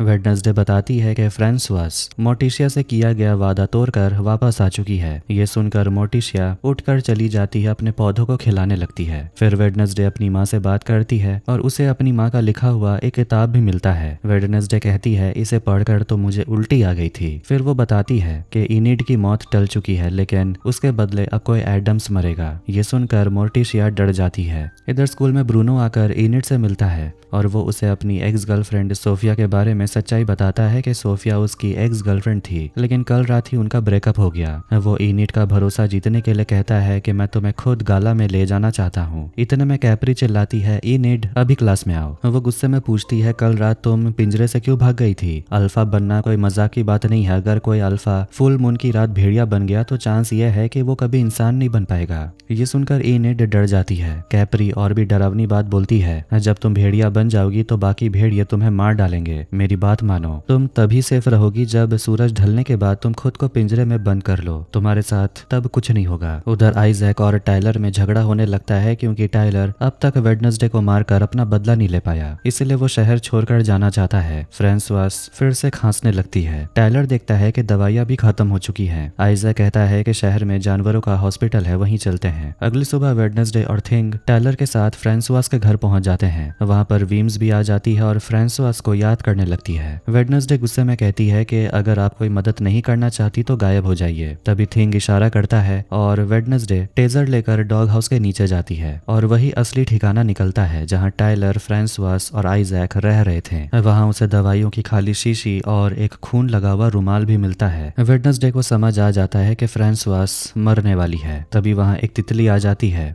वेडनेसडे उस तितली को लेकर यूजिन के पास जाती है। यूजिन एक नया तितली देखकर एक्साइटेड हो जाता है। वेडनेसडे बताती है कि मैं ज़ॉम्बी के पीछे गई थी, तभी ये तितली मिली। ज़ॉम्बी सुनकर पग्सली को लगता है कि वेडनेसडे को वो ज़ॉम्बी मिल गया। यूजिन आगे बताता है ये तितली अपने होस्ट के अंदर रहती है, लेकिन अब ये बाहर निकलने को तैयार है और अपने होस्ट को भी ढूंढ सकती है। पग्सली ज़ॉम्बी को ढूंढना चाहता है, लेकिन वेडनेसडे उसे समझाती है कि तुम्हें कोई जिंदा इंसान पसंद नहीं आता क्या? पग्सली कहता है कि मैंने कोशिश कर ली, लेकिन कोई मेरा दोस्त बनता ही नहीं। यूजिन शर्म के मारे कुछ नहीं कहता, बस तितलियों को आजाद कर देता है। वो सीधा अपने होस्ट यानी कि आइजा को ढूंढने निकल पड़ती है। इधर एजैक्स बियांका को गिडियन वाला आर्टिकल दिखाता है। बियांका कहती है कि मेरी माँ यहाँ से जा चुकी है, तो अब तुम्हें इतना टेंशन नहीं लेना चाहिए। लेकिन एजैक्स को लगने लगता है कि कुछ गड़बड़ है। प्रिंसिपल फिर बियांका को अपने ऑफिस में बुलाते हैं। उधर वेडनेसडे अपनी नानी से मिलती है जो कि उसके कमरे में आ गई थी। वेडनेसडे पूछती है, आप यहाँ क्या कर रही हैं? नानी कहती है, मैं चाहती हूँ कि तुम मेरे साथ थोड़ा वक्त बिताओ। फिर हेस्टर प्रिंसिपल से मिलने जाती है और प्रिंसिपल वहाँ एक प्रपोजल रखते हैं कि वो अपने स्कूल में एक फ्रम्प टावर खोलना चाहते हैं जहाँ मॉर्चुअरी साइंस पढ़ाई जाएगी।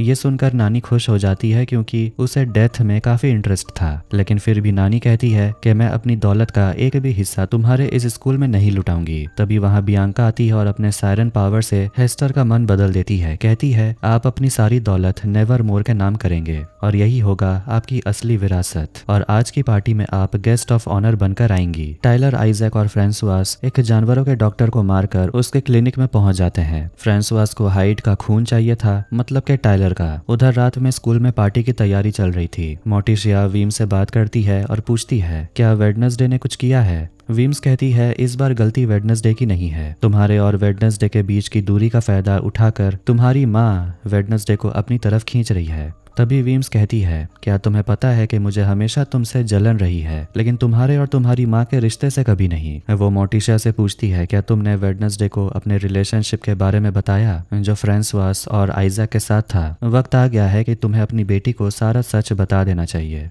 इधर वेडनेसडे इनिड से मिलने जाती है जो केज में बंद होती है। इनिड बताती है कि अगर फुल मून की रात में भेड़िया बन गई तो फिर कभी इंसान नहीं बन पाऊंगी। वेडनेसडे पूछती है, तो तुम खुद को रोकोगी कैसे? इनिड कहती है, मैं खुद को डिस्ट्रैक्ट करूंगी, शॉपिंग करूंगी, पार्टी के लिए रेडी हो जाऊंगी, और हाँ, मैं ब्रूनो के साथ जाने वाली हूँ। फिर हंसकर पूछती है, अगर मैं हमेशा के लिए वेयरवुल्फ बन गई तो क्या तुम मुझे ढूंढ निकालोगी? वेडनेसडे कहती है, मैं हमेशा तुम्हें ढूंढ लूंगी। तभी वहाँ एजैक्स आता है और गिडियन का फोटो दिखाकर कहता है, बियांका मुसीबत में है, उसकी माँ गायब है और इसमें शायद प्रिंसिपल का हाथ है। अगली सुबह वेडनेसडे प्रिंसिपल से मिलने जाती है। ऑफिस में उसका पूरा परिवार मौजूद होता है। उसकी नानी अब स्कूल में इन्वेस्ट करने का सोच चुकी है और साफ कहती है कि वो अपने परिवार को पैसे का कोई हिस्सा नहीं देगी। ये सुनकर परिवार वाले नाराज होकर बिना सेल्फी लिए चले जाते हैं। फिर वेडनेसडे बियांका से मिलने जाती है और उसके साथ फेंसिंग मैच खेलती है। वेडनेसडे को पता है कि उसकी नानी को स्कूल में पैसा लगाने के लिए बियांका ने अपने पावर का इस्तेमाल करके मनाया है। वो बियांका से पूछती है तुम्हारी माँ कैसी है। बियांका कहती है एजेक्स ने तुम्हें जो भी बताया उस पर ध्यान मत दो और मेरे परिवार से दूर रहो। वेडनेसडे पलट कर कहती है तो फिर मेरे परिवार से भी दूर रहो। वेडनेसडे समझ जाती है कि प्रिंसिपल ने बियांका को धमकाया है, इसी के लिए उसने उसकी नानी को फंसाया। वो कहती है मुझे पता है अगर शैतान भी आ जाए तब भी मेरी नानी इस स्कूल पर 1 रुपया खर्च नहीं करेगी। तभी बियांका सच्चाई बताती है असल में मॉर्निंग सॉन्ग के पीछे प्रिंसिपल डॉट हैं। शुरू से सबको धोखा वही दे रहे हैं और अब वो तुम्हारी नानी के पीछे पड़ा है। फिर बियांका वेडनेसडे पर अपनी पावर इस्तेमाल करती है, कहती है तुम्हें ये सब भूल जाना होगा। लेकिन वहाँ एग्नेस मौजूद होती है जिसने तुरंत वेडनेसडे को सब कुछ दोबारा याद दिला दिया। इसके बाद एग्नेस वेडनेसडे का यूनिफॉर्म पहन लेती है और ये देखकर वेडनेसडे गुस्से में आ जाती है। उधर टाइलर होश में आता है तो देखता है कि उसकी माँ ठीक हो चुकी है। अब आइजैक एडम्स परिवार से बदला लेना चाहता है। गिडियन नेवरमोर पहुंचता है। बियांका उसे देखकर हैरान रह जाती है। प्रिंसिपल बताने लगते हैं कि वो लोग वेडनेसडे की नानी को कैसे ठगने वाले हैं। गिडियन थोड़ा नाराज होकर कहता है कि उसका फोटो अखबार में छप चुका है। प्रिंसिपल उसे शांत करता है, कहता है कि मेरे घर पर गैब्रियल रुकी हुई है, तुम चाहो तो जाकर उसे मिल सकते हो। अब गिडियन बहुत फ्रस्ट्रेट हो चुका था। वो कहता है कि मुझे तुम्हारे इस मूवमेंट से नहीं जुड़ना चाहिए था। प्रिंसिपल जवाब देता है याद रखो आज तुम जो भी हो मेरे वजह से हो। फिर कहता है आज रात मैं हमेशा के लिए अपना नकाब उतार दूंगा और लोगों को असली पहचान दिखाऊंगा। इसके बाद वो अपनी शक्ति से गिडियन को जलाकर मार डालता है और उसकी टूटी हुई बॉडी को फायर प्लेस में फेंक देता है, जिसे देखकर बियांका तो डर जाती है। अब रात के समय सब लोग स्कूल में गाला के लिए पहुंचते हैं। नानी भी वहां पर प्रिंसिपल के साथ एंट्री मारती है। वेडनेसडे और पूरा परिवार भी वहीं था। वीम्स भी वहां पहुंच जाती है। वेडनेसडे बियांका से पूछती है प्रिंसिपल ने तुम्हारी माँ को कहाँ छुपाया। बियांका कहती है कि तुम्हें अभी भी सब कैसे याद है, मैंने तो तुम्हें भुलवा दिया था। वेडनेसडे कहती है मुझ पर भरोसा करो। बियांका बता देती है कि उसकी माँ प्रिंसिपल के घर पे है। उधर ब्रूनो और इनिड पार्टी में जाने वाले थे, लेकिन वहाँ ब्रूनो की गर्लफ्रेंड सोफिया आ जाती है। ये देखकर इनिड रोते हुए वहाँ से चली जाती है। वो एक जगह बैठकर रो रही होती है। तभी उसे पता चलता है कि वहाँ एग्नेस भी रो रही थी। एग्नेस कहती है मुझे लगा मैं वेडनेसडे की बेस्ट फ्रेंड बन सकती हूँ, लेकिन उसने मेरा दिल तोड़ दिया। इनिड उसे अच्छा फील कराने के लिए कहती है दूसरों की परछाई बनने से अच्छा है खुद को पहचानो, तुम इतनी भी बुरी नहीं हो। इनिड सोच रही होती है कि आज वो अपना डांस कैसे करेगी। तभी एग्नेस बताती है कि उसने छुपकर इनिड की डांस रिहर्सल देख ली थी। ये सुनकर दोनों हंसने लगते हैं। उधर हेस्टर कहती है आज की पार्टी में तो बिल्कुल भी जान नहीं है। प्रिंसिपल बताते हैं स्टूडेंट्स जल्द ही अपना डांस शुरू करेंगे और उसके बाद आप मेरे ऑफिस में जाकर पेपर वर्क पूरा कीजिएगा। पग्सली पार्टी से बाहर आ जाता है क्योंकि वैसे भी उसे कोई नोटिस करता ही नहीं, लेकिन आइजैक उसे देख लेता है। एजैक्स बियांका की माँ गैब्रियल को अपने साथ ले जाता है। वेडनेसडे इनिड के पास आती है और जानती है कि एग्नेस भी वहीं है। वो दोनों को प्रिंसिपल का सच सबके सामने लाने के लिए अपने प्लान में शामिल कर लेती है। इनिड और एग्नेस अपना डांस परफॉर्मेंस शुरू करते हैं। प्रिंसिपल और थिंग भी म्यूजिक पर थिरकने लगते हैं। डांस के बीच अचानक एग्नेस गायब हो जाती है और वो छुपकर प्रिंसिपल की पॉकेट से वो घड़ी निकाल लेती है जो उसे सायरन पावर से बचाती थी। डांस खत्म होने के बाद बियांका स्टेज पर स्पीच देने आती है। वो वेडनेसडे के हाथ में प्रिंसिपल की घड़ी देखकर मुस्कुराती है। स्टेज पर मोटिशिया और प्रिंसिपल को बुलाया जाता है और बियांका बिना वक्त गवाए अपना सायरन पावर प्रिंसिपल पर इस्तेमाल करती और कहती है सबको सच बताइए आपने आज की पार्टी कैसे प्लान की। प्रिंसिपल जैसे किसी कठपुतली की तरह सच बोलने लगता है मैंने मोटिशिया पर सायरन पावर इस्तेमाल करवाया ताकि वो अपनी माँ को मना ले और स्कूल को बड़ी डोनेशन दे। जब ये काम नहीं हुआ तो मैंने बियांका की माँ को बंधक बना लिया ताकि हेस्टर को मना सकूं कि वो स्कूल में अपने सारे पैसे लुटा दे। सब लोग हैरान हो जाते हैं। प्रिंसिपल ये भी बताता है कि वो और गिडियन पैसे आधे आधे बांटने वाले थे, लेकिन गिडियन को उसने मार डाला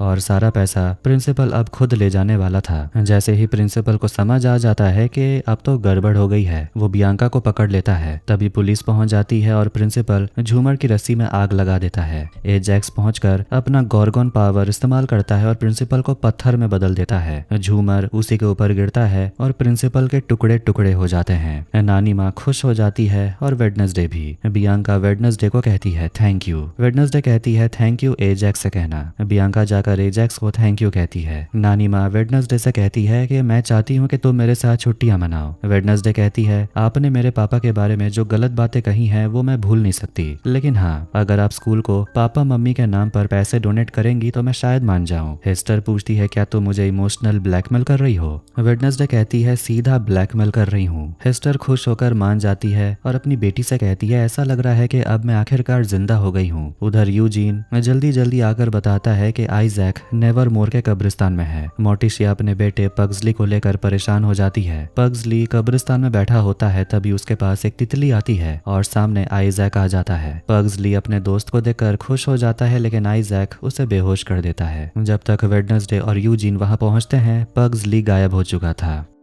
पुलिस पग्सली को ढूंढने के लिए जंगल निकलती है लेकिन उसे कहीं भी नहीं पाती। शेरिफ मोर्टिशिया और गोमे से पूछती है क्या आपकी किसी से दुश्मनी है? कोई वजह है कि आपके बेटे को किसी ने किडनैप किया हो? मोर्टिशिया गुस्से में बोलती है आप हम पर इल्जाम लगा रही हैं। शेरिफ कहती है आज रात भर हम उसे ढूंढेंगे। स्कूल से सभी स्टूडेंट्स जा चुके हैं, जो भी बन पड़ेगा हम करेंगे। वीम्स मोर्टिशिया और वेडनेसडे को समझाती है तुम दोनों को मिलकर इस बार काम करना होगा। वेडनेसडे के पास पावर्स नहीं है तो मोर्टिशिया तुम्हें फिलहाल अपनी माँ से मदद लेनी चाहिए। तभी नानी हेस्टर वापस लौट आती है। वो सोचने लगती है आखिर कोई बददिमाग लड़के को क्यों किडनैप करेगा। मोर्टिशिया अपनी माँ और बेटे के साथ बैठती है और वो उनका हाथ पकड़ के कहती है हमें अपनी सारी शिकायतें भूलनी होगी। अचानक मोमबत्तियां बुझ जाती हैं और वेडनेसडे को फिर से दोहरा पड़ता है, बिल्कुल पहले की तरह। उसे विजन्स में दिखाई देता है जंगल में स्कूल के जमाने में मोर्टिशिया और गोमेज आइजैक को दफना रहे होते हैं। वापस आने पर वेडनेसडे अपनी माँ से पूछती है अब सच बताने का यही समय है। मोर्टिशिया बताने लगती है जब आइजैक के साथ हादसा हुआ था तब मैं और तुम्हारे पापा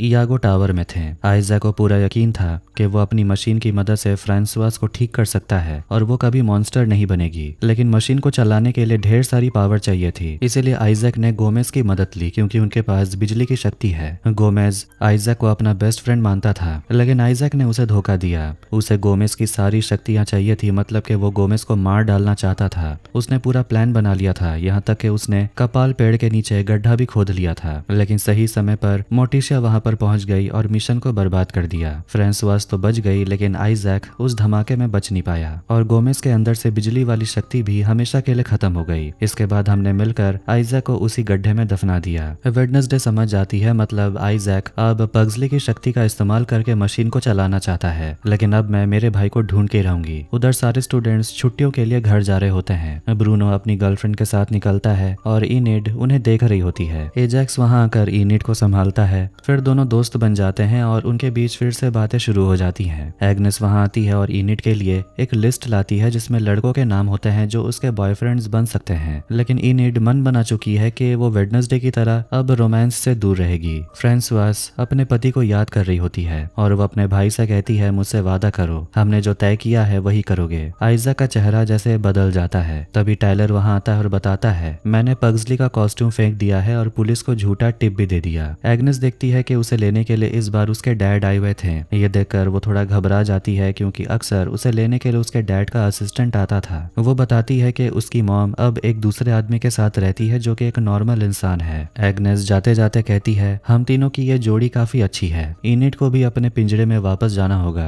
वेडनेसडे उससे कहती है सुबह होते ही मैं तुम्हें निकालने आ जाऊंगी। इसके बाद वेडनेसडे यूजीन से मिलने जाती और पूछती है तितलियां तैयार हुई कि नहीं, ताकि हम आइजैक के बारे में पता कर सकें कि वो कहाँ है। लेकिन तितलियां अभी तक मौत बनी हुई थी। यूजिन कहता है मेरे साथ शेड में चलो, मुझे मधुमक्खियों को हाइबरनेशन के लिए तैयार करना है। लेकिन वेडनेसडे वहां से निकल जाती है। इधर शेड में यूजिन से मिलने के लिए आइजैक पहुंच जाता है। शेरिफ को खबर मिलती है कि पग्सली का कॉस्ट्यूम मिल गया। वेडनेसडे जानती है कि ये बस एक ट्रैप है, लेकिन शेरिफ कहती है मुझे एविडेंस पर यकीन है, तुम्हारी बातों पर नहीं। प्रिंसिपल के जाने के बाद वीम्स खुश हो जाती है। तभी वहां यूजिन आता है और बताता है कि स्लर्प इंसान बन चुका है और उसने ये भेजा है तुम्हारे लिए। उसके नीचे लिखा हुआ था मिडनाइट। इसलिए आधी रात को वेडनेसडे थिंग के साथ जंगल पहुंच जाती है। वहां सामने पग्सली और आइजैक को वो देखती है। वो थिंग से कहती है सही समय पर निशाना लगा देना। वेडनेसडे आइजैक से कहती है अपने गड्ढे में वापस चले जाओ। तभी थिंग आइजैक के हाथ पर वार कर देता है। टाइलर थिंग को पकड़ लेता है, लेकिन यहाँ पता चलता है कि वो कटा हुआ हाथ असल में आइजैक का ही है। फ्लैशबैक में दिखता है कि मोर्टिशिया ने आइजैक आइजैक का हाथ काट दिया था ताकि उसका प्रोसीजर पूरा ना हो पाए। आइजैक ने उसी कटे हुए हाथ को अपने शरीर से जोड़ लिया और अपनी शक्ति से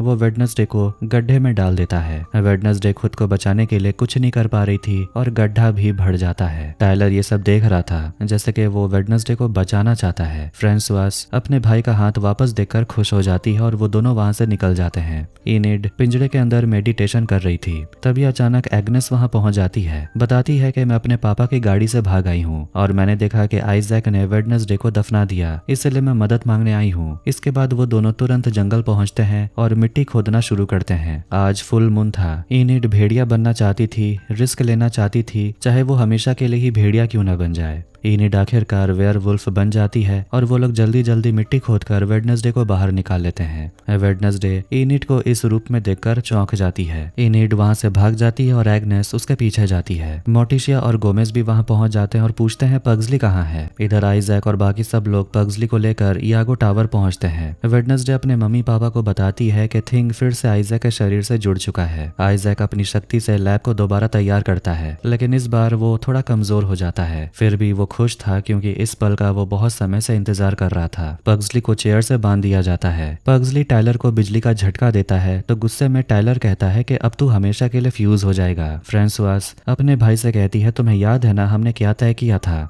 जैसे ही प्रोसीजर शुरू होता है आइजैक अचानक टायलर को टेबल से बांध देता है। मतलब कि दोनों का यही मकसद था कि वो दोनों मिलकर टायलर के अंदर वाले मॉन्स्टर को मार डालें ताकि वो दोबारा नॉर्मल इंसान बन जाए। वेडनेसडे वहां पहुंच जाती है और ये सब फ्रांसवास देख लेती है। तभी पग्सली के पावर से टायलर को झटके दिए जाते हैं, मगर वेडनेसडे वक्त पर पहुंचकर टायलर को छुड़ा देती है। ये देखकर टायलर भी हैरान था, लेकिन छुड़ते ही वो मॉन्स्टर में बदल जाता है। फिर वेडनेसडे अपने भाई को छुड़ाती है और गुस्से में आया टायलर आइजैक को उठाकर नीचे फेंक देता है। ये देखकर फ्रांसवास रोने लगती है और अचानक वो भी मॉन्स्टर में बदल जाती है। अब दोनों मॉन्स्टर में जबरदस्त लड़ाई शुरू हो जाती है। इस बीच मोटिशिया और वेडनेसडे पग्सली को लेकर वहां से निकल जाते हैं। जाते जाते वेडनेसडे मशीन को तोड़ देती है ताकि ये प्रोसीजर पूरा ना हो पाए। दोनों मॉन्स्टर टावर से बाहर आकर लड़ते हैं। ये देखकर आइजैक भी शॉक्ड रहता है। उधर वेडनेसडे अपने भाई और माँ को लेकर निकलती है, लेकिन वो फिर से थिंग को वापस लाने पहुंचती है। तभी मशीन ब्लास्ट कर जाती है। लड़ाई के दौरान फ्रांसवास स्कूल की बिल्डिंग से लटक जाती है। टायलर उसे बचाने के लिए हाथ बढ़ाता है, लेकिन फ्रांसवास गिरकर मर जाती है। तभी शेरिफ और पुलिस की टीम वहां पहुंचती है। धमाके के बाद एडम्स परिवार होश में आता है, लेकिन आइजैक अभी भी जिंदा था। वो गुस्से में आकर वेडनेसडे का गला दबाने लगता है। गोमेज उससे हाथ जोड़कर अपनी बेटी को छोड़ देने की विनती करता है, लेकिन आइजैक नहीं रुकता। तभी मोटिशिया और गोमेज जोर से थिंग को आवाज लगाते हैं। कहते हैं हमें पता है तुम हमें सुन सकते हो। वेडनेसडे किसी तरह कुल्हाड़ी उठाकर फेंकती है, लेकिन निशाना चूक जाता है। तभी आइजैक को महसूस होता है कि उसका हाथ काम नहीं कर रहा। दरअसल थिंग वापस आ चुका था।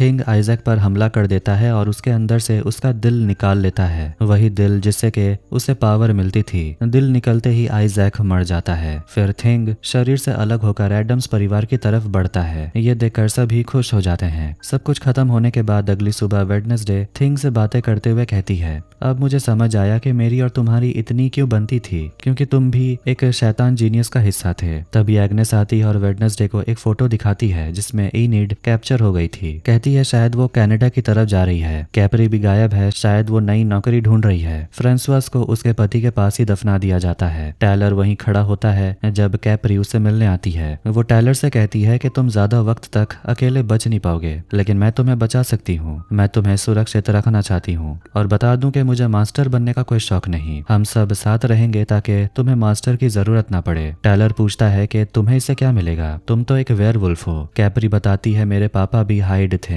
इधर यूजीन पग्सली से दोस्ती का हाथ बढ़ाता है और उसे खाने के लिए कीड़ा देता है। ये देखकर पग्सली खुश हो जाता है और यूजीन कहता है कि तुम छुट्टियों में मेरे घर भी आ सकते हो, हम दोनों खूब मजे करेंगे। एडम्स परिवार अब निकलने के लिए तैयार होता है। जाने से पहले मोटिशिया अपनी बेटी को अपनी बहन ओफिलिया का जर्नल दे देती है। अब वो अपनी बेटी से कोई राज छुपाना नहीं चाहती। वीम्स ये देखकर खुश होती है कि माँ बेटी के बीच अब सब कुछ नॉर्मल हो चुका है और वेडनेसडे को अब अपनी पावर्स वापस मिल सकती है। अब वीम्स के जाने का वक्त आ चुका था तो वो वहां से चली जाती है। तभी गोमेज सबको चलने के लिए कहता है, मगर वेडनेसडे कहती है कि मैं नहीं जाने वाली। वो अपने अंकल फेस्टर से मिलती है और वो दोनों निकल जाते हैं थिंग के साथ इनिट को ढूंढने के लिए। वेडनेसडे सोचने लगती है कि नेवरमोर में उसका एक और साल पूरा हो गया और वो खुद से पूछती है क्या टाइलर को जिंदा छोड़ना एक गलती थी। फिर वो अपनी आंटी ओफिलिया के जर्नल को पढ़ती है और उसमें एक दरवाजा दिखता है, लेकिन उससे पहले उसका इरादा साफ है। सबसे पहले वो अपनी दोस्त इनिट को ढूंढेगी। अचानक वेडनेसडे को एक विजन आता है जिसमें वो अपनी आंटी ओफिलिया को देखती है। इधर हेस्टर एक गुप्त कमरे की तरफ बढ़ रही है जहाँ ओफिलिया अभी भी कैद होती है। वेडनेसडे ठान लेती है कि मैं हर राज का पर्दाफाश करूंगी, चाहे इसके लिए मेरी जान ही क्यों ना चली जाए। तभी एक आंख वाला रेवन स्क्रीन के सामने उड़कर आता है और इसी के साथ सीजन 2 यहीं पर एंड हो जाता है। तो आपको ये वीडियो कैसा लगा कमेंट करके जरूर बताएं। वीडियो पसंद आया वीडियो को लाइक कर दें, चैनल को भी सब्सक्राइब कर दें। मिलते हैं नेक्स्ट वीडियो में। Take care.